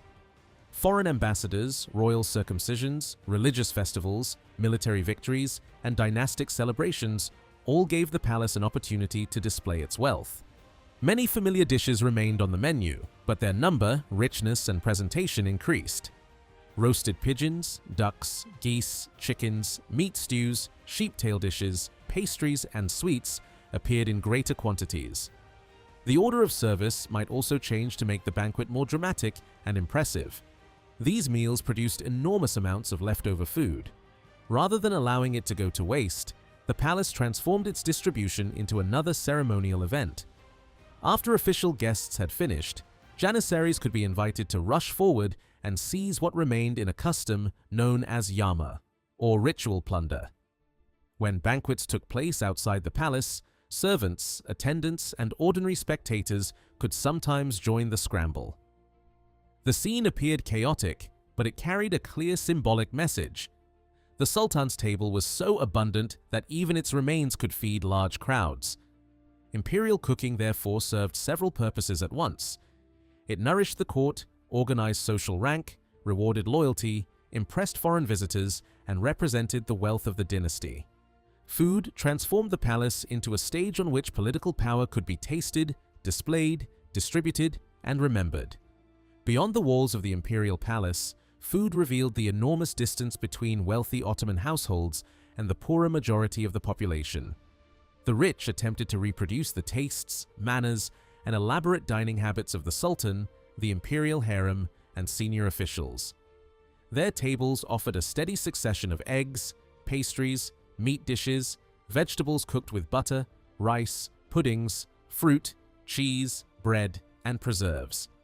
The largest meal was usually served in the evening, when family members gathered around soups, richly seasoned rice, meat, white cheese, sweets, and fruit, accompanied by coffee or tea. For those who could afford it, lamb was the dominant meat. Mutton appeared so frequently that it formed the foundation of elite Ottoman cooking.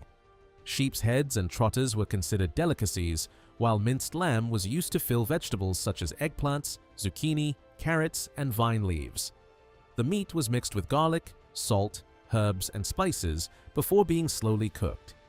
Sour plums were sometimes added beneath stuffed vine leaves to create a sharp contrast with the richness of the filling. Yogurt was then poured over the finished dish, softening the spices and adding a cool, sour flavor. Goat and venison were also eaten in parts of Anatolia, though beef remained much less common and was often difficult to obtain in Istanbul.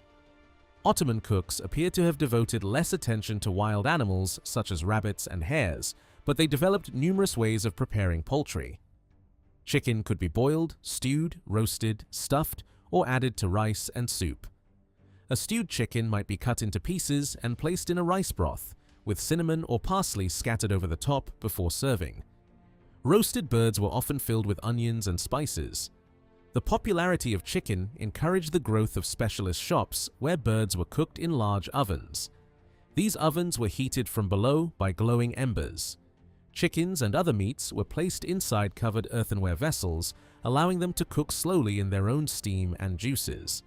Bread dough was sometimes positioned beside the meat so that it baked at the same time. In this way, a single fire could produce both the main dish and the bread served with it. Pepper and saffron flavored many sauces. Rice appeared either as a simple white dish or as pilaf combined with roasted chicken, duck, partridge, lamb, or other meats. Kebabs were equally central to the wealthy diet. Vegetables and legumes provided additional variety.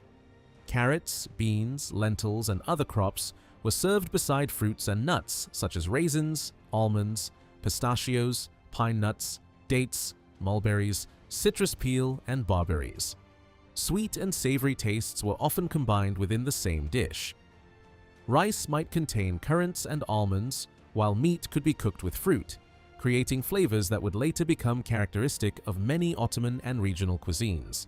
Religious law imposed clear restrictions on which animals could be consumed. Predatory mammals that killed with their teeth and birds that seized prey with their claws were considered forbidden. A wide range of creatures therefore remained outside the acceptable diet, including carnivorous animals, scavenging birds, certain reptiles, insects, domestic animals such as cats and dogs, and fish that had died before being caught. The meals of poor families looked very different. As in most pre-modern societies, the contrast between palace cuisine and village food was immense. Rice dominated the imperial kitchen, but rural families in Anatolia and Syria relied much more heavily on bulgur, made from cracked and boiled wheat. The elite commonly used olive oil or clarified butter. Rural households farther from the Mediterranean coast depended on whatever fat was locally available. Butter was widespread in the Balkans, while sheep fat played a larger role in Anatolia and the Arab provinces. For most poor people, daily food was based on grains, bread, beans, lentils, peas, pumpkins, onions, leeks, radishes, and other vegetables grown close to home. Meals were prepared on small household stoves. A family might eat dark bread, a basic rice or grain dish, inexpensive yogurt, and water. Depending on the season, sour milk or yogurt could be served with cucumber, melon, onion, leek, or cooked dried fruit. Dairy products were extremely important. Families consumed thick cream, sour milk, and many varieties of cheese. Some cheeses were preserved inside animal skin containers, while others were shaped into wheels or balls. Firm sheep's milk cheeses were repeatedly heated during production, making them durable enough to travel or survive long periods without refrigeration. Meat was not completely absent from the lives of the poor, but it was usually reserved for celebrations, religious festivals, weddings, or other special occasions. A family might prepare chicken stew or cook chicken and mutton together with rice in a single pot. Little or no additional liquid was needed because the grain absorbed the fat and juices released by the meat. Since refrigeration did not exist in most rural communities, food had to be eaten fresh, dried, salted, fermented, or preserved. Fruits were grown in orchards and gardens throughout Anatolia and the Balkans. Apples, pears, grapes, cherries, figs, apricots, pomegranates, plums, and melons were eaten fresh during the season and dried for the winter. Many ingredients now considered inseparable from regional cuisine arrived only after contact with the Americas. Tomatoes, potatoes, maize, peanuts, peppers, and turkeys gradually entered Ottoman lands from the 16th century onward. Their adoption was slow and varied by region. Some became everyday staples only much later. Before refined sugar became broadly affordable, honey was the most widely used sweetener. It appeared in pastries, drinks, preserves, and medicinal preparations. Although poor households could not compete with the abundance of elite dining, cleanliness remained highly valued. Ottoman authorities issued regulations requiring cooks, market vendors, pastry makers, and sellers of prepared meat to work carefully and hygienically. Dishes had to be washed in clean water and dried with clean cloths. Food was expected to be properly cooked, and sellers who ignored the rules could be punished by market inspectors acting with the approval of a judge. Eating itself followed rules of cleanliness and etiquette. When several people shared a spoon and bowl, only one side of the spoon was supposed to touch the communal dish, while the other side was used to bring the food to the mouth. Most solid food was eaten with the right hand. The left hand was associated with bodily cleaning and was therefore considered unsuitable for touching shared food. Hands were washed between courses and dried with fresh towels. This practice was observed in both wealthy and modest households. Neither the rich nor the poor normally depended on high tables and chairs. Families sat on rugs, cushions, or mats arranged on the floor. Food was placed on a cloth, leather spread, tray, or low table that could easily be reached by people sitting cross-legged. Travelers carried portable leather sofas that could be opened for meals and then closed with a string like a purse. In the poorest homes, everyone gathered around a single pot or large tray. After a prayer, the family ate together, usually with their fingers and without knives or forks. Even wealthy officials occasionally ate directly from the serving vessel. Sharing the same bowl reinforced a sense of family unity and equality during the meal. Conversation was generally limited. Eating in silence was associated with discipline, respect, and proper manners. One pleasure crossed nearly every social boundary: sweets. Ottoman men, women, and children of all classes enjoyed pastries, custards, syrups, and confectionery. Muhallebi was among the most popular desserts. It combined milk, rice or flour, sugar, and butter, often flavored with rosewater or other fragrant essences. Another sweet began with a thin mixture of eggs and flour poured onto a hot metal surface. Once cooked into a pancake-like sheet, it was covered with sugar, scented with rosewater, and scattered with chopped almonds or walnuts. The pastry was folded repeatedly to form layers, producing a rich and intensely sweet dessert. Despite the complexity of some dishes, ordinary Ottoman meals were often relaxed and informal. When weather permitted, people preferred to eat outdoors in gardens, beneath trees, near rivers, or beside streams where shade and flowing water provided relief from the heat. The image of diners seated on carpets beneath trees reflected a wider Ottoman appreciation of gardens, fresh air, water, and leisure. Food was placed within easy reach, prayers were spoken, and everyone began eating from shared dishes. Coffee eventually became one of the most important parts of this social world. Its precise origin remains debated, though it is generally connected with Ethiopia and Yemen. No reliable written evidence places coffee at the center of Ottoman life before the 16th century. Some historians argued that it reached Cairo around 1510 and Istanbul shortly after the Ottoman conquest of the Arab lands in 1517. Other sources placed its arrival in the capital during the 1540s or 1550s. The exact date matters less than the route by which it spread. Coffee traveled from Yemen into the holy cities of Arabia, where coffee houses were already attracting customers before the Ottoman defeat of the Mamluk Sultanate. From Mecca and Yemen, it moved through Egypt and Syria before reaching Istanbul and other major Ottoman cities. The Turkish word kahve developed from the Arabic kahwa. Through Ottoman commercial and diplomatic connections, related forms later entered European languages as cafe, kafi, and coffee. The drink spread rapidly because it offered warmth, stimulation, sociability, and a relatively inexpensive reason for people to gather. Coffee houses soon appeared throughout Istanbul, Anatolia, Egypt, Syria, and other urban regions. They became central institutions in male public life. By the late 16th century, observers claimed that Cairo alone contained thousands of such establishments. A coffee house was more than a place to drink. Men read books, listened to stories, played chess and backgammon, recited poetry, exchanged rumors, discussed literature, searched for employment, and debated political events. For a small payment, a customer could spend hours in company without bearing the expense of hosting a banquet at home. This made the coffee house attractive to scholars, writers, officials, artisans, soldiers, unemployed graduates, judges seeking appointments, and men with little work to occupy their day. As their popularity increased, coffee houses became crowded spaces where different social groups mixed more freely than they did in official institutions. Conservative religious scholars viewed this development with suspicion.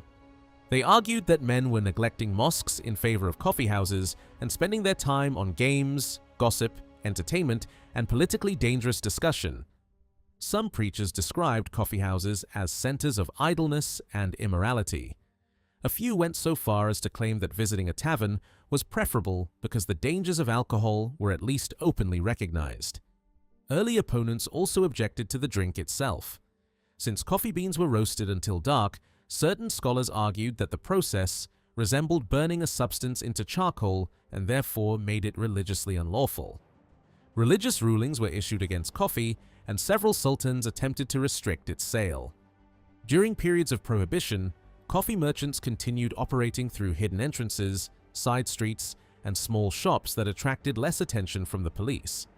Officials were sometimes bribed or persuaded to ignore these establishments. The ban proved impossible to enforce. Demand continued to rise, and coffee became part of the daily routine of almost every social class. Over time, many scholars revised their position. They argued that roasted coffee was not completely carbonized and that drinking it did not necessarily cause intoxication. As the legal objections weakened, the beverage entered the homes of religious scholars, Sufi sheikhs, ministers, palace officials, and prominent families. Eventually, even grand viziers invested in large coffee houses and rented them for substantial profit. The transformation was remarkable. A drink, once denounced as dangerous, became a normal part of Ottoman hospitality, business, diplomacy, and domestic life. Coffee houses remained controversial even after coffee itself gained acceptance. Authorities feared not only the beverage, but also the conversations taking place around it. Men gathered in these establishments to criticize officials, repeat rumors about the palace, discuss wars and taxes, and listen to satirical performers. Because news traveled quickly through coffee houses, rulers sometimes regarded them as potential centers of unrest. The same space that offered relaxation could also produce opposition. For religious conservatives, coffee became an easy explanation for a broader decline in moral discipline. It was blamed for idleness, missed prayers, rebellious speech, tobacco use, and the weakening of traditional authority. Supporters rejected the comparison between coffee and wine. They pointed out that coffee did not normally cause drunkenness or destroy judgment. They also emphasized its practical benefits. It helped workers remain awake, supported long conversations, aided study, and allowed worshippers to endure late-night prayers. As long as coffee did not prevent a Muslim from fulfilling religious duties, its defenders argued that there was no clear reason to prohibit it. The debate surrounding coffee reflected a recurring tension in Ottoman society. New habits frequently appeared first as threats to morality and tradition, only to become accepted once they proved impossible to eliminate. Coffee moved from Yemen to Arabia, from Arabia to the Ottoman capital, and from Istanbul into Europe. Along the way, it changed patterns of leisure, communication, commerce, and public life. It created new occupations for merchants, roasters, servers, cup makers, and coffeehouse owners. It also created a new type of social space, neither private home nor religious institution, where men could spend time together with relatively little supervision. The history of Ottoman coffee was therefore never just the history of a drink. It was the story of changing cities, expanding trade, public debate, moral anxiety, political suspicion, and the birth of a new culture of sociability. Despite fierce resistance from conservative religious circles, coffee continued to spread at extraordinary speed. By the final decades of the 16th century, it was no longer limited to Istanbul, Cairo, or the great commercial centers of the empire. Even small and distant towns in Anatolia had begun to open coffeehouses of their own. The profits involved were impossible to ignore. Shems, the Syrian merchant traditionally associated with introducing coffee to Istanbul, reportedly returned home with a fortune of 5,000 gold pieces. His success encouraged many others to enter the trade, and new coffeehouses appeared across the capital. The beverage soon became closely associated with chess players, poets, scholars, writers, and men who gathered for long conversation. Coffee was valued not only for its stimulating effect, but also for the new kind of social environment that developed around it. At the imperial palace, preparing coffee became an elaborate ritual. The Sultan's chief coffee maker commanded a staff of around 40 assistants, and every stage of roasting, grinding, brewing, and serving followed strict rules. Women in the imperial harem were also trained in the art of preparing coffee for the ruler. Skill in making the drink came to be regarded as a sign of refinement, discipline, and domestic ability. Outside the palace, coffee even entered courtship customs. Families sometimes judged a prospective bride by the taste, strength, and presentation of the coffee she served. A well-prepared cup could suggest patience, good training, and competence within the household. Coffee was brewed in a small metal pot known as the tezve and served extremely hot in small cups. Turkish delight, or another sweet, often accompanied it, balancing the bitterness of the drink. Regional variations quickly developed.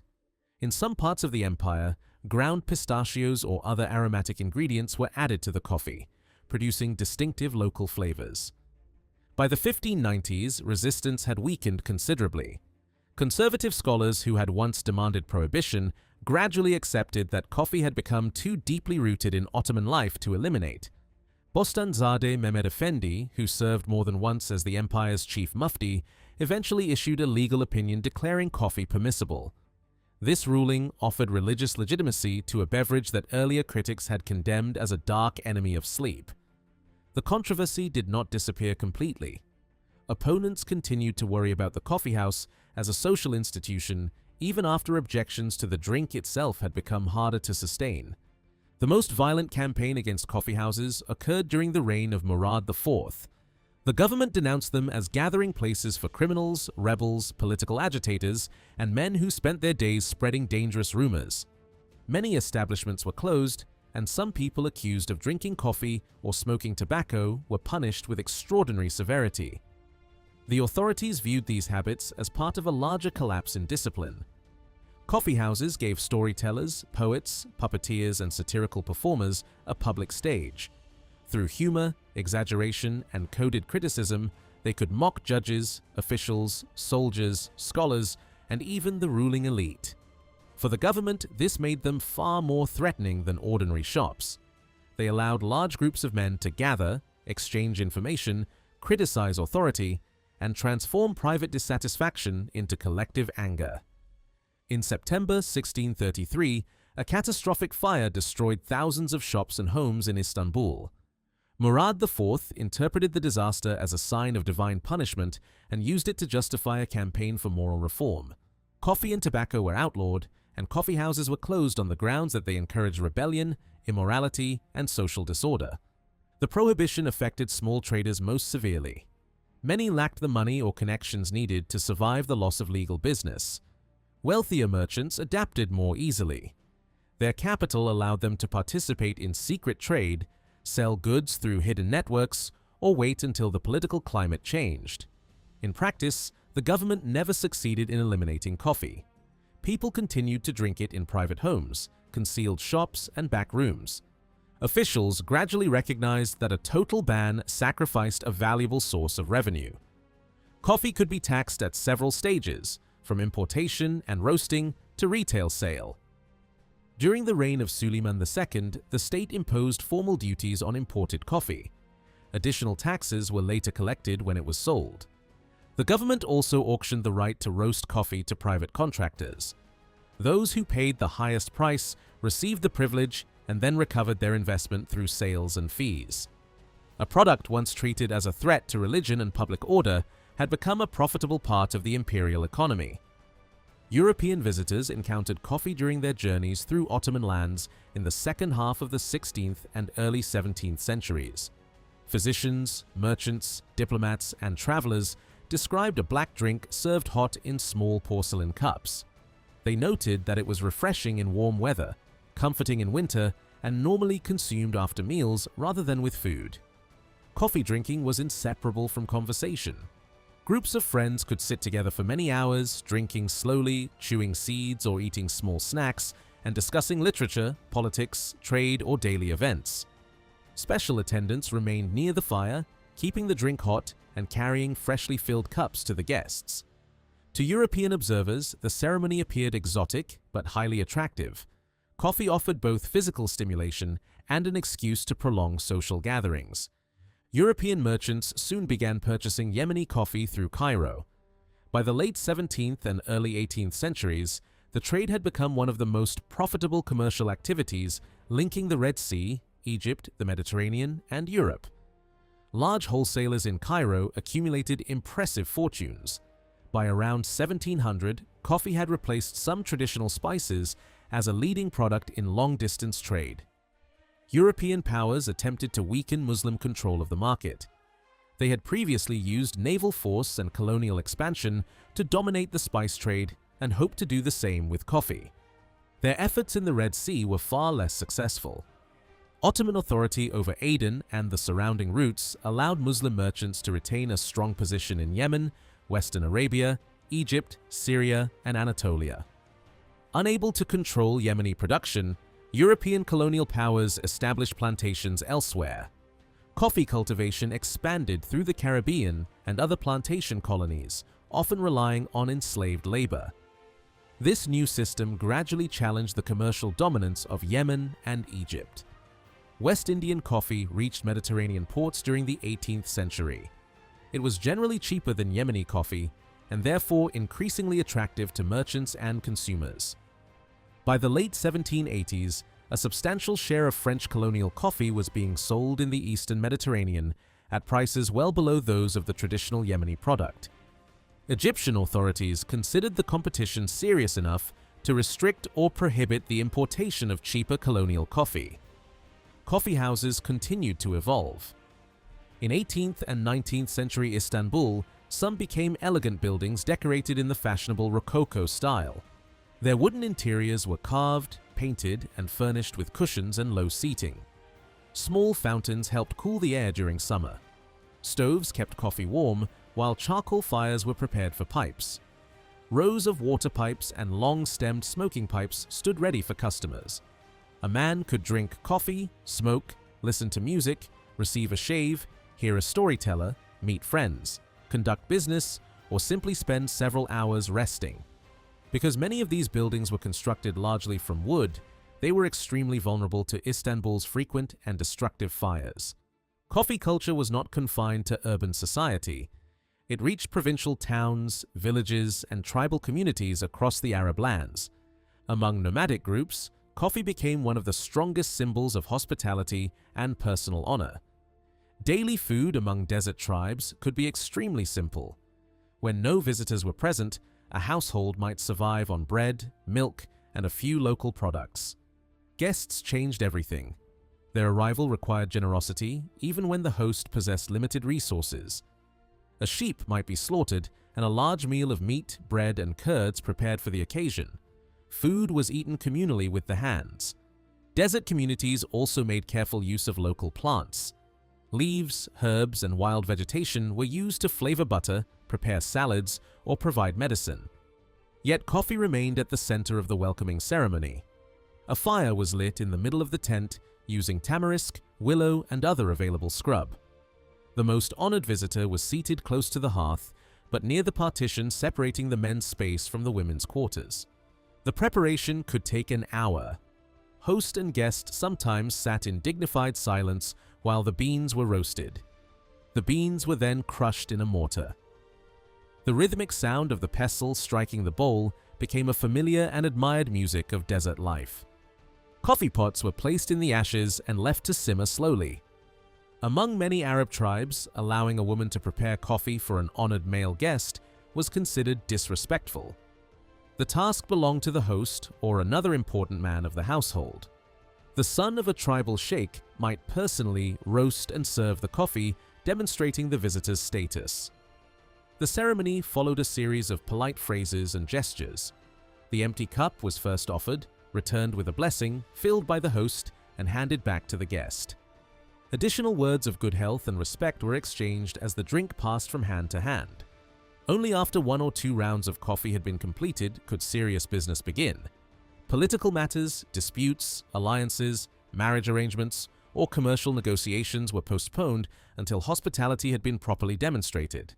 Smoking usually accompanied the coffee, binding the two habits together as part of male sociability. Another important Ottoman drink was boza, a thick fermented beverage with roots in Central Asia. Its ingredients differed according to local agriculture. In Anatolia, it could be made from wheat and maize. In Wallachia, Moldavia, and Bulgaria, millet or wheat were more common. The drink spread from Anatolia and the Balkans into other provinces, including Egypt, where barley-based boza was popular among boatmen and poorer urban workers.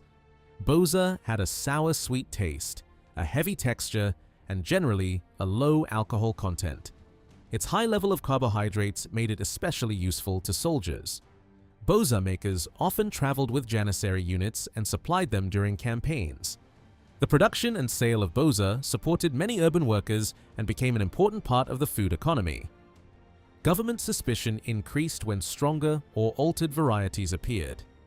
During the reign of Selim II, one form containing opium attracted official attention.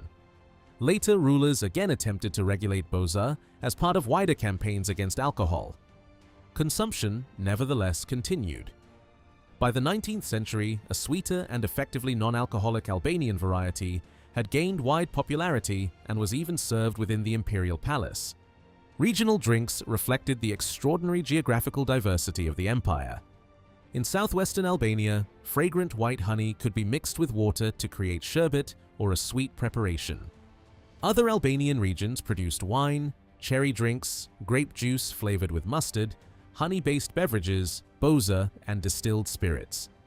The abundance of grapes, pears, apples, pomegranates, cherries, and chestnuts supported a wide range of local drinks. In eastern Anatolia, communities prepared sherbets from poppies, pomegranates, rice water, rhubarb, apricots, and other regional ingredients. Some beverages contained substances that would now be recognized as dangerous or intoxicating, yet contemporary users often treated them as refreshments, medicines, or stimulants. Wine occupied a particularly complicated place in Ottoman life. Islam prohibited it, but many people continued to drink. European diplomats reported that wine could be consumed openly at private gatherings, and in some places, even in public, without immediate scandal. High officials were more cautious because their reputations depended on appearing morally respectable. Age shaped public judgment. Drinking by a young man might be dismissed as foolishness or youthful excess, while drunkenness in an elderly and respected man could be condemned as disgraceful. Lady Mary Wortley Montagu once expressed surprise when a powerful Ottoman host drank wine freely in her presence. When she questioned how he reconciled this behavior with religion, he offered an aristocratic interpretation. He accepted that prohibition was wise for ordinary people, but claimed that educated and disciplined men could drink moderately without losing control. Such reasoning allowed members of the elite to portray their own conduct as refined rather than sinful. Certain Bektashi dervishes also consumed wine and arak. Some believed that their spiritual understanding freed them from the literal restrictions followed by ordinary believers. A number of Bektashi lodges maintained vineyards and produced their own wine during the 19th century. Arak, a strong, clear drink flavored with anise, was common in regions with significant Christian populations and circulated widely through Anatolia, the Balkans, and the Arab provinces. Travel accounts mention wine drinking in port cities such as Izmir and during Christian festivals on islands such as Chios. Non-Muslim subjects were generally allowed to make and consume wine privately. Public drinking, however, could still be restricted. The government periodically imposed severe measures against alcohol to demonstrate moral authority or respond to pressure from conservative scholars and preachers. Restrictions became especially strong under rulers such as Suleiman the Magnificent and Murad IV. Enforcement varied according to the personality of the sultan, the political situation, and the strength of religious opposition. Another fermented beverage known as Arab sherbet was prepared by soaking crushed raisins in hot water and leaving the mixture in a wooden container. If fermentation developed too slowly, wine sediment could be added. At first, the drink tasted extremely sweet. It then became pleasantly sharp and remained enjoyable for a few days, especially when cooled with ice. After further fermentation, however, it became strongly alcoholic and could produce effects comparable to wine. For this reason, religious authorities eventually included it within wider prohibitions against intoxicating drinks. Tobacco entered Ottoman lands in the early 17th century and spread almost as rapidly as coffee. Its exact route remains uncertain. Some blamed Dutch merchants, others the English, while another possibility is that it crossed from Europe through Italy or the Habsburg frontier. Janissaries serving along the western border may have encountered tobacco there and helped introduce it to other parts of the empire. Religious authorities condemned smoking from the beginning. The chief mufti described it as a repulsive practice incompatible with Islamic values. Supporters responded that tobacco was not mentioned in the Quran and therefore could not automatically be declared unlawful. The historian Ibrahim Pechevi became one of its most passionate critics.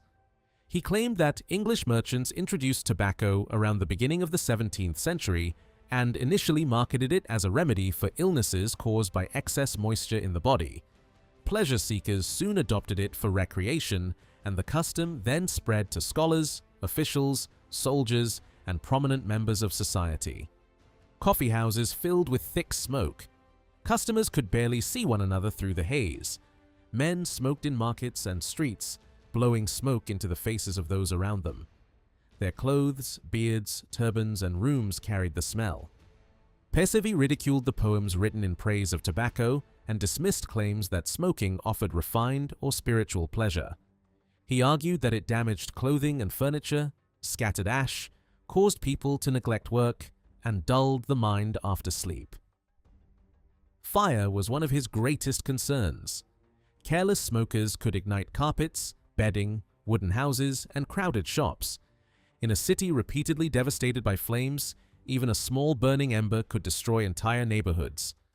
Pechevi admitted that tobacco might help night guards remain awake aboard ships, but he considered this minor benefit insufficient to justify the wider dangers. Murad IV imposed a harsh ban on smoking, but prohibition merely pushed the habit underground. People continued smoking in secret, and authorities failed to eliminate the trade. Eventually, the religious establishment reversed its position. The chief Mufti Mehmed Bahai Effendi issued a legal ruling accepting tobacco. His enemies pointed out that he was himself a heavy smoker and had previously been punished for the habit. Evliya Çelebi defended him, arguing that the decision rested not on personal addiction, but on the legal principle that acts not explicitly forbidden could be regarded as permissible. Tobacco cultivation became legal in 1646. Within a few years, farmers planted it across regions with suitable climates. The crop diversified Ottoman agriculture and strengthened small family farming because tobacco required careful attention and large amounts of manual labor. Unlike wine, tobacco could be openly taxed at the stages of production, sale, and export. Once coffee and tobacco had both gained acceptance, they became almost inseparable. Offering a guest coffee and a pipe came to symbolize hospitality. Together, the two products became among the first commodities consumed on a truly mass scale throughout the Ottoman world. During the 19th century, tobacco exports expanded dramatically. The development of mechanically produced cigarettes created a new international demand for Ottoman leaves, particularly for blending with other varieties. American and European manufacturers valued the distinctive aroma of tobacco grown in Macedonia, Thrace, Anatolia, and other Ottoman regions. Nationalist revolts and territorial losses gradually removed many of the richest Balkan tobacco-growing areas from imperial control.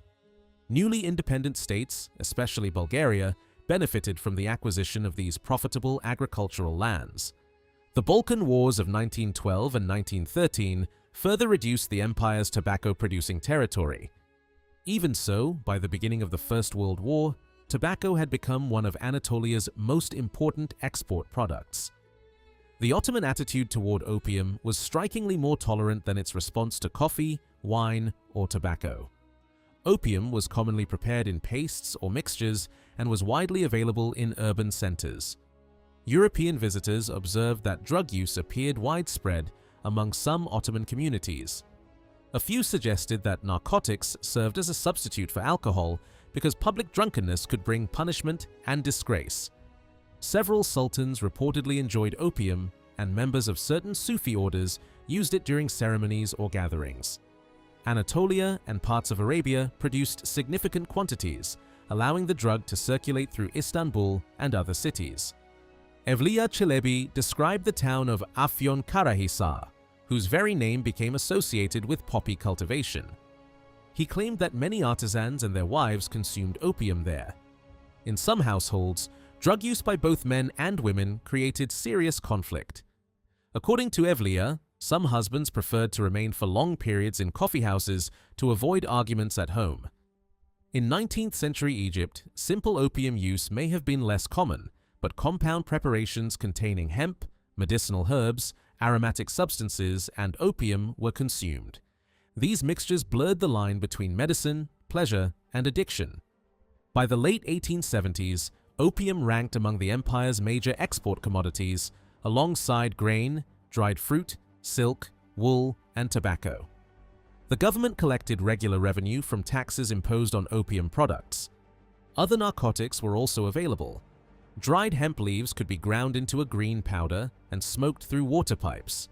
Such products were sold openly in Istanbul and attracted groups of men who gathered specifically for intoxication. Another substance was tatula, sometimes called Satan's herb. Its yellow seeds were powerful and dangerous. Because of the risk of poisoning, buyers sought it from trusted pharmacists or dealers. The most feared mixture combined opium with tatula. Ottoman observers recognized that smoking the two together could produce extreme intoxication and potentially fatal effects. The history of coffee, tobacco, alcohol, and narcotics reveals a recurring pattern in Ottoman society. New substances arrived, spread quickly, and provoked moral alarm. Religious scholars attempted prohibition, rulers imposed punishments, and merchants found ways to continue trading. When suppression failed, the state often shifted toward taxation and regulation. What began as a forbidden novelty could eventually become a source of revenue, a symbol of hospitality, or even an essential part of Ottoman cultural identity. Games and physical competition occupied an important place in Ottoman life. The Turks had inherited a strong sporting tradition from their Central Asian past, where survival and warfare depended heavily on physical endurance, skill with weapons, and mastery of the horse. When they settled in Anatolia and expanded into the Balkans and the Middle East, they carried these practices with them. Riding, archery, javelin throwing, hunting, and wrestling remained among their most admired activities. Physical education was especially important within the palace and the military. Young palace pages were not trained only in reading, writing, religion, administration, and the sciences. They also learned how to ride, lift heavy weights, wrestle, shoot arrows, use swords, and throw spears. Novices selected for the Janissary Corps received similarly demanding instruction. Their training aimed to develop courage, discipline, balance, speed, and physical strength.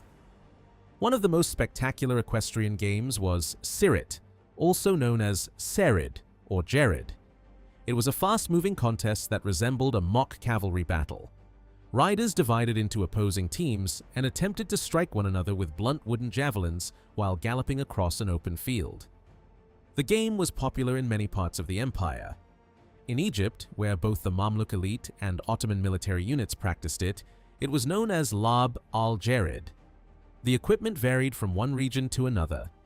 In some places, players used carefully shaped wooden shafts, while in Egypt, a stripped palm branch could serve the same purpose.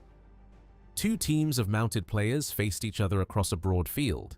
A side might consist of 6 or 8 riders, but larger contests could include 20 or 30 men on each team. Their banners flew above them as they waited in formation, dressed in traditional clothing and carrying long wooden javelins. The match often began when the youngest rider charged toward the opposing line. He called out the name of one of his rivals, threw his javelin in that man's direction, and immediately turned back toward his own team. The challenged rider then galloped after him, attempting to strike him before he reached safety.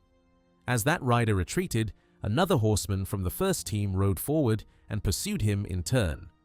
The field quickly filled with riders chasing, escaping, turning, and attacking in every direction. Players had to strike opponents while avoiding incoming javelins, all without losing control of their horses.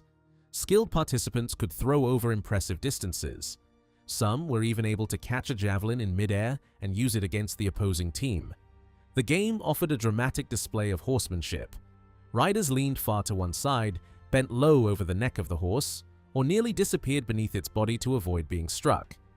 A fast rider might pretend to return to his team after throwing, then suddenly break away across the field.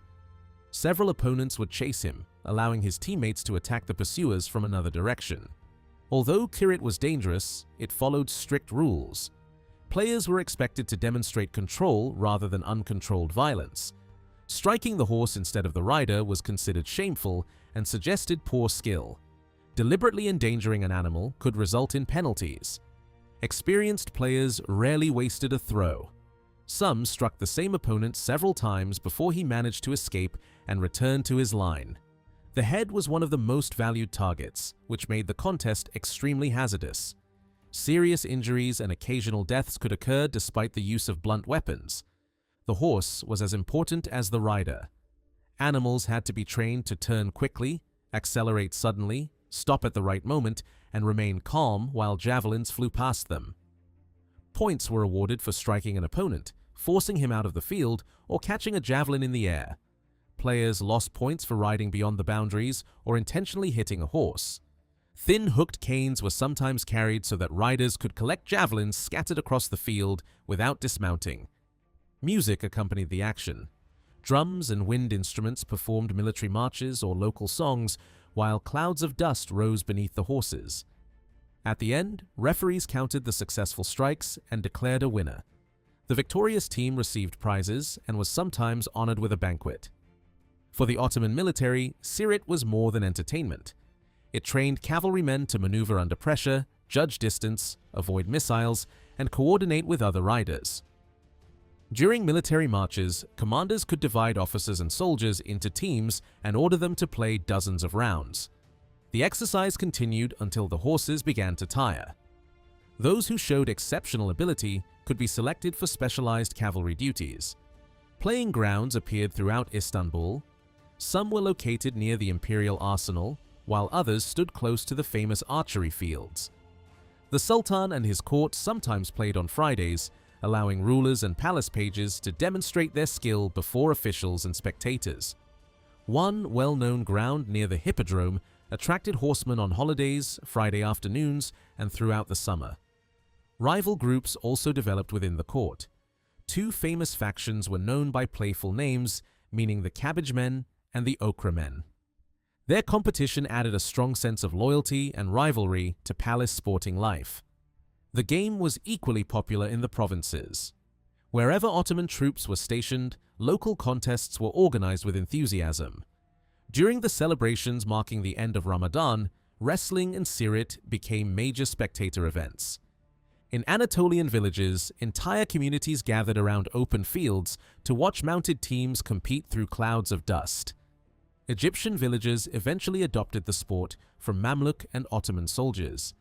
It became part of weddings, circumcision festivals, saintly celebrations, and large public feasts. Rival villages or tribal groups could field teams of 12 to 20 riders, turning the occasion into both a sporting competition and a display of local honor. Archery occupied an equally prestigious position.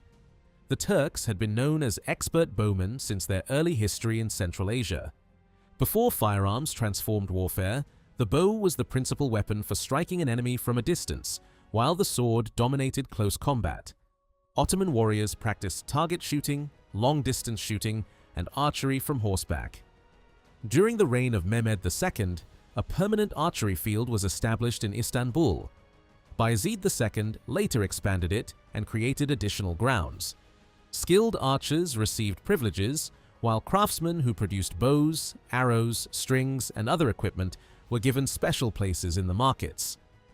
During the 15th and 16th centuries, hundreds of bowyers and arrow makers worked in Istanbul. Archery contests attracted large crowds, especially during religious festivals. On the hills above Beyoğlu, spectators gathered to watch the empire's most talented marksmen. Before the contest, the archers sat in a long row and recited prayers. Once the shooting began, complete silence was expected. In speed competitions, men used short, powerful bows and specialized arrows to strike a target as quickly as possible. The reward could be surprisingly modest, such as an embroidered towel, but the real prize was public recognition. Distance shooting carried even greater prestige. The place where the farthest arrow landed was marked with a stone. When a record was broken, a marble monument could be erected with the champion's name carved into it, sometimes in golden lettering. The Sultan rewarded record holders with gifts, money, and honors. Archers also demonstrated accuracy by shooting at small objects such as apples, bottles, or hanging lamps. European ambassadors were astonished by the distances Ottoman bows could achieve. Yet some Ottoman archers themselves believed that earlier generations had been even stronger. Old record stones stood farther away than many of the marks reached in later centuries. Famous archers regularly gave free lessons at designated fields. They trained young men and performed before spectators. Several sultans practiced the sport personally. Murad IV was known for his strength and enthusiasm, and his successful shots were commemorated with monuments.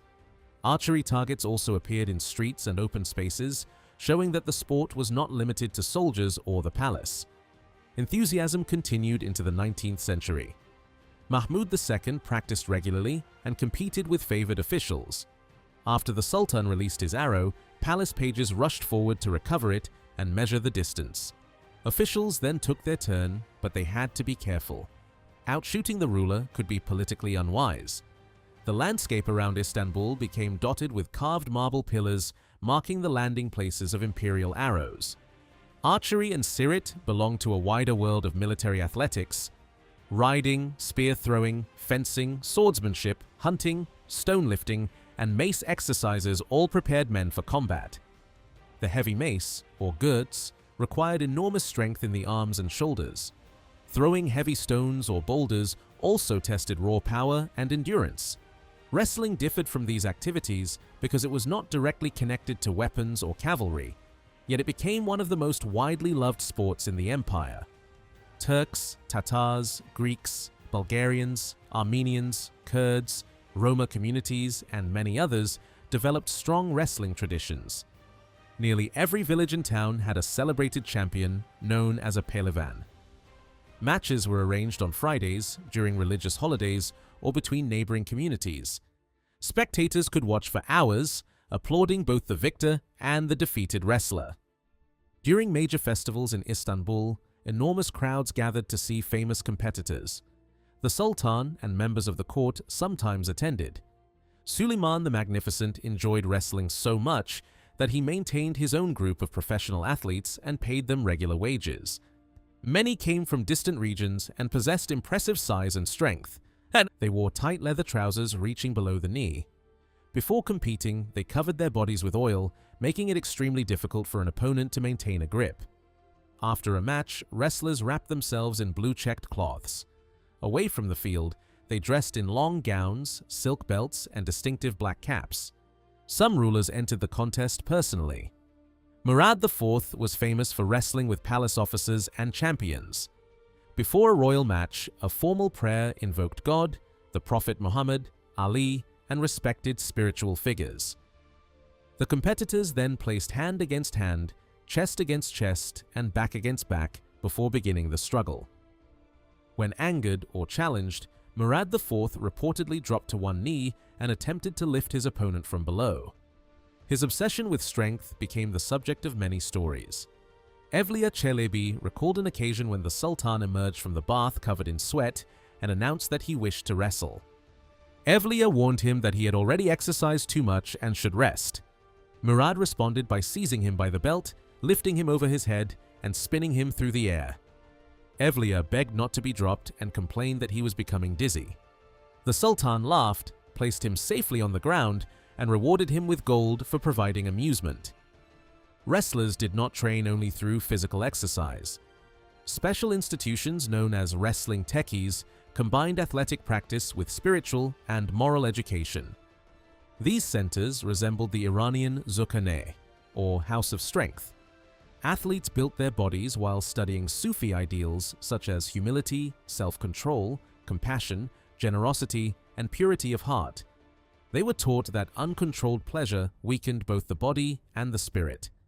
A true pehlevan was expected to possess dignity and ethical discipline, not merely powerful muscles. Victory should never lead to arrogance. When a younger wrestler defeated an older and more experienced man, he often kissed the defeated athlete's hand to show respect. Kirkpınar, near Edirne, became the most famous location associated with Ottoman wrestling. The area also served as a hunting ground for the sultans. Tradition places the first tournament there during the 14th century in the reigns of Orhan and Murad I. Oil wrestling remains one of Turkey's best-known traditional sports. Competitors wear leather trousers and cover their bodies with oil before entering the field. Similar customs appeared in parts of the Balkans and Egypt, where wrestlers stripped down to short garments and oiled themselves before fighting. Matches frequently followed processions, weddings, religious festivals, and public celebrations. Another game was matrak, in which players used rounded wooden clubs covered with leather. The clubs resembled large bowling pins and were employed in movements imitating armed combat. Although played as a lawn game, matrak taught timing, defense, coordination, and controlled striking. Stone throwing remained popular until the final years of the empire. Competitors pushed or hurled large rocks as far as possible, testing strength in the shoulders, back, and legs. The feats of powerful stone throwers also appeared in songs and stories about brigands and folk heroes. Not all Ottoman games required great physical effort. Chess, backgammon, drafts, and cards attracted men who gathered in coffeehouses. These games rewarded patience, calculation, memory, and strategic thought. Chess in particular was associated with scholars and intellectuals, while backgammon became one of the most common forms of everyday recreation. The 19th century introduced new European sports to Ottoman society. Football, rugby, tennis, cycling, swimming, gymnastics, croquet, boxing, and cricket gradually appeared in port cities, foreign schools, military academies, and elite clubs. Izmir became one of the earliest centers of this transformation. Football and rugby clubs had appeared there by the late 19th century. During the winter of 1908 and 1909, an Ottoman officer who had studied the educational value of sport began promoting organized physical exercise among urban youth. New athletic clubs held competitions that included swimming, football, cricket, tennis, fencing, and other modern events. Horse racing and hunting clubs also attracted attention because they resembled older Ottoman traditions. The government constructed race courses in Istanbul inspired by examples from France and Britain. Not every imported sport became equally popular. Tennis largely remained an elite activity practiced within palace grounds and private clubs. Football achieved far greater success. Its simple equipment, team structure, physical intensity, and competitive excitement helped it spread rapidly among students, soldiers, workers, and urban communities. By the final decades of the empire, traditional and modern sports existed side by side. A man might watch oil wrestling during a festival, play backgammon in a coffee house, attend a horse race, and follow a football match organized by a modern club. Ottoman sporting culture therefore reflected both continuity and change. Ancient steppe traditions survived in riding, archery, javelin throwing, and wrestling, while European games introduced new forms of organization and competition. Across the centuries, sport remained a way to prepare for battle, demonstrate courage, entertain crowds, strengthen communities, and express personal honor. Death was an ever-present reality throughout the Ottoman Empire. Like most pre-industrial societies, the empire faced high mortality rates, especially among children. Disease, poor sanitation, famine, and limited medical knowledge meant that many people never reached adulthood. The majority of deaths recorded in towns and cities involved young children who were particularly vulnerable to intestinal infections such as dysentery and giardia. Illnesses affecting the lungs also claimed countless lives before the age of 5, while diseases like measles and smallpox regularly swept through communities. Among young adults living in major cities, tuberculosis emerged as the leading cause of death. By the end of the 19th century, it accounted for an astonishing proportion of deaths in Istanbul, claiming nearly 1/3 to 1/2 of all young adult victims.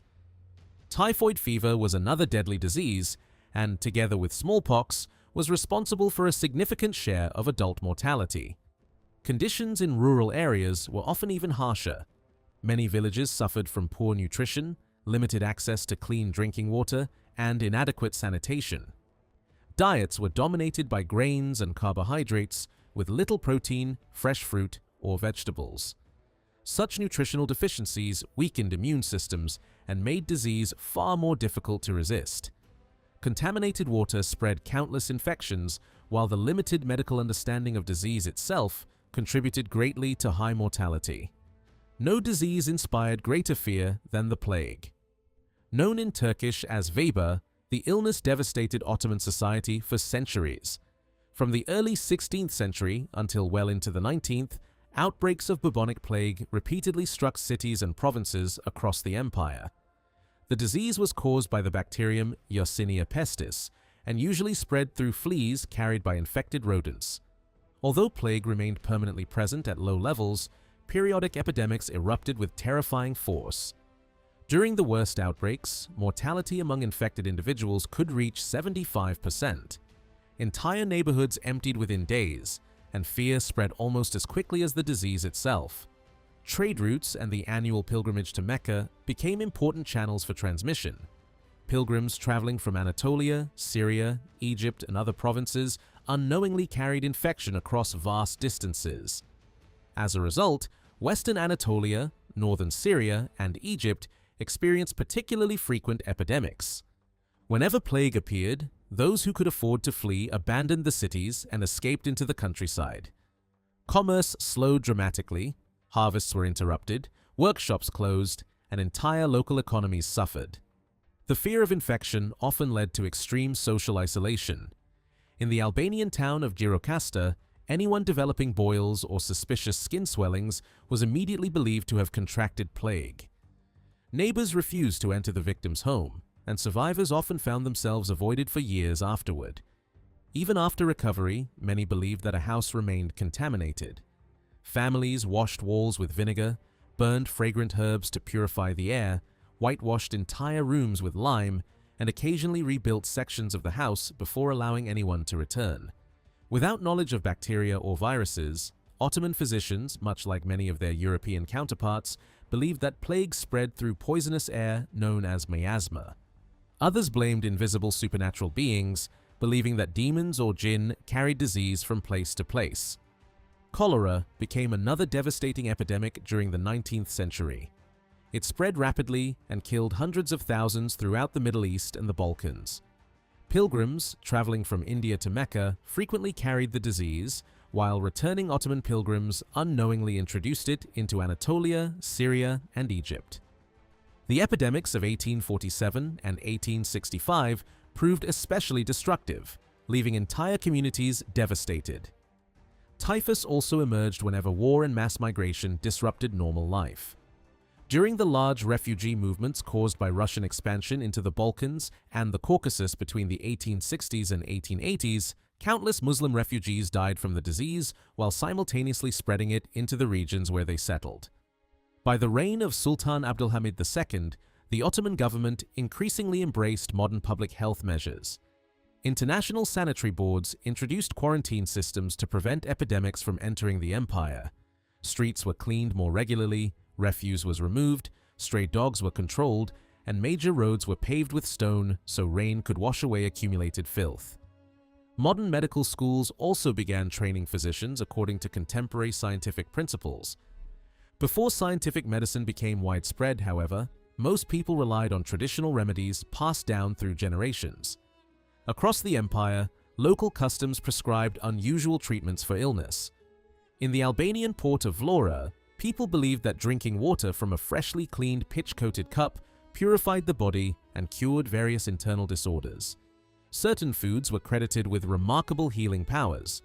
Freshly roasted eel from Lake Ohrid was believed not only to provide excellent nutrition, but also to increase male vitality. Some even claimed that placing a salted eel's head upon one's own head could cure tuberculosis. The famous Egyptian bazaar in Istanbul, later known as the Spice Bazaar, offered remedies for nearly every imaginable illness. Gunpowder was recommended for hemorrhoids after being boiled with lemon juice, dried, and swallowed on an empty stomach. Mixed with crushed garlic, it supposedly cured skin blemishes and pimples. Eventually, these dangerous treatments disappeared, partly because shops storing large quantities of gunpowder frequently exploded. The 17th century traveler Evliya Çelebi described thousands of merchants selling herbs, spices, ointments, syrups, pills, and medicinal pastes around the spice bazaar. Ambergris, produced by sperm whales, was considered especially valuable because it supposedly strengthened the nerves and sharpened the senses. Herbs and spices served two purposes. They flavored Ottoman cuisine while also functioning as medicine. Every social class, from the Sultan himself to ordinary laborers, trusted these mixtures as powerful cures. One of the empire's most famous medicinal traditions began during the reign of Suleiman the Magnificent. When his mother, Arshi Hafsa Sultan, became seriously ill after the death of her husband Selim I, the Sultan summoned a respected physician from Manisa. The physician combined 41 herbs and spices into a thick medicinal paste that reportedly restored her health. In gratitude, Arshi Hafsa Sultan ordered that the preparation be distributed freely to the public every year. That tradition survives today in the annual Messiah festival, where Messiah paste is thrown from the mosque to waiting crowds. Many still believe the sweet herbal mixture restores health, strength, and vitality. Medicine was not limited to physical remedies. Prayer played an equally important role in healing. Verses from the Quran were often recited softly over sick patients, while charms and protective prayers written in Arabic or Persian were widely used. Some healers believed their breath possessed healing power. They entered a meditative state before gently blowing toward the patient, believing that their breath carried divine blessing capable of curing physical or mental illness. When recovery followed a serious illness, families often sacrificed a sheep in gratitude to God. Wealthy individuals expressed thanks by distributing gifts, feeding the poor, supporting orphans, financing public works, constructing fountains, roads, schools, or charitable foundations, and helping arrange marriages for orphaned girls. If recovery no longer seemed possible, attention shifted toward preparing for death. The dying person gathered family members and trusted witnesses to hear his final wishes. Wealthy officials often summoned religious scholars and important figures to witness the preparation of their testament. These wills specified burial places, charitable donations, inheritance arrangements, endowments for Mecca and Medina, rewards for loyal servants, and instructions regarding the construction of tombs or fountains.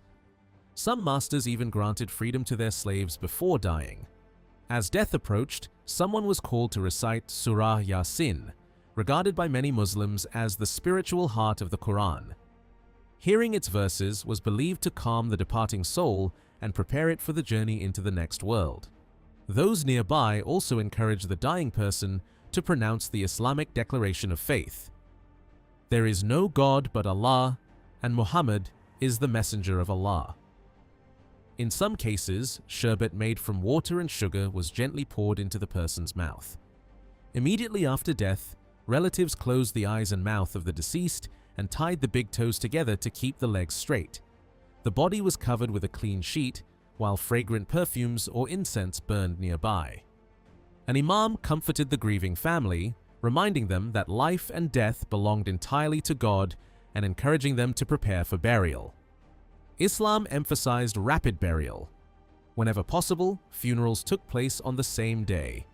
If death occurred late at night, burial generally followed the next morning. The body was carefully washed with warm water by relatives, close friends, or professional washers. Women were always prepared by female attendants. Special care was taken so that washing water would not spread widely across the ground, since many believed it brought misfortune to walk through it. Toward the end of the washing, water mixed with camphor was poured over the body several times while the declaration of faith was repeated. Martyrs who died defending Islam could be buried in the very clothes they wore at death. After washing, the body was dried and carefully prepared with cotton placed in various parts of the body before being wrapped in a white burial shroud.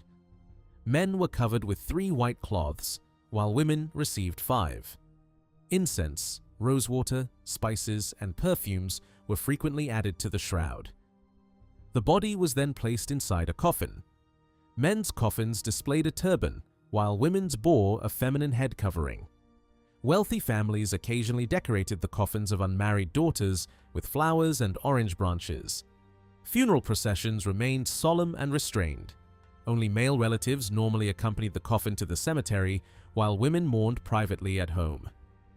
An imam led the procession, followed by religious officials and mourners walking silently behind the coffin. Public displays of grief, music, loud crying, and dramatic mourning were generally discouraged.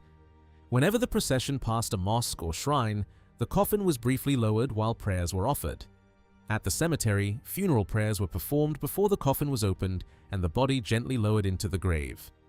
The deceased was positioned so that, if turned slightly, the face would look toward Mecca. Ottoman cemeteries stood outside towns and cities and were often located in peaceful landscapes shaded by cypress trees and filled with flowers.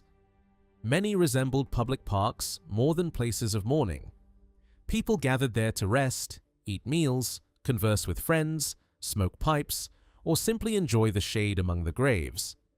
Several days after burial, women returned to the cemetery to express their grief and leave food offerings. Men usually wore dark clothing during mourning, although no rigid mourning uniform existed. Funerals for important officials followed more elaborate ceremonies. Their bodies were washed, wrapped, placed inside richly decorated coffins, and carried by religious scholars, high-ranking officials, and members of the court to major mosques, where formal prayers were held before burial. Large tents were sometimes erected near the grave so that Quran recitations could continue for days. Ordinary graves were marked by a single stone. Wealthy individuals received marble tombs crowned with sculpted turbans representing their rank. Women's gravestones frequently displayed carved flowers and hopeful inscriptions. Muslims, Christians, and Jews maintained separate cemeteries outside urban centers, while burial inside places of worship remained an exceptional privilege reserved almost exclusively for Ottoman sultans. The death of Sultan Murad I after the Battle of Kosovo became one of the empire's most symbolic funerals. His internal organs were buried on the battlefield, while his body was transported to Bursa for burial near the Great Mosque. Centuries later, local traditions surrounding his tomb reflected the deep political and religious tensions that survived long after the battle itself. According to Islamic belief, death did not end the soul's journey. After burial, two angels named Munkar and Nakir questioned every deceased person about faith. They asked three essential questions. Who is your Lord? What is your religion? Who is your prophet? Faithful believers answered correctly and rested peacefully until the day of resurrection, enjoying a foretaste of paradise. Those unable to answer faced severe punishment inside the grave before the final judgment. On the day of resurrection, humanity would rise again to face divine judgment before crossing the bridge known as Sirat, suspended over the fires of hell. The righteous crossed safely into paradise, while the wicked fell into eternal punishment. Infants, martyrs, and those who died during plague epidemics were traditionally believed to receive God's special mercy. Mourning customs varied between religious communities, but Muslim families often welcomed visitors, expressing condolences while dressing in dark clothing and avoiding jewelry or festive colors. If the deceased had been wealthy, food and charity were distributed to neighbors and the poor in exchange for prayers offered for the departed soul. Commemorative gatherings commonly took place on the 7th and 40th days after death. Widows observed a longer mourning period, during which they refrained from remarriage, colorful clothing, and jewelry. In parts of Albania, remembrance lasted for years. Every Sunday, relatives gathered to honor the deceased, while professional mourners lamented publicly. Food and sweets flavored with saffron were distributed to travelers, neighbors, and the poor, whose prayers were believed to benefit the departed. Death also played a visible role in Ottoman politics. Members of the royal household sentenced to execution were quietly strangled behind palace walls, while rebels, traitors, and enemy commanders were publicly beheaded or hanged to demonstrate the power of the state and discourage future rebellion.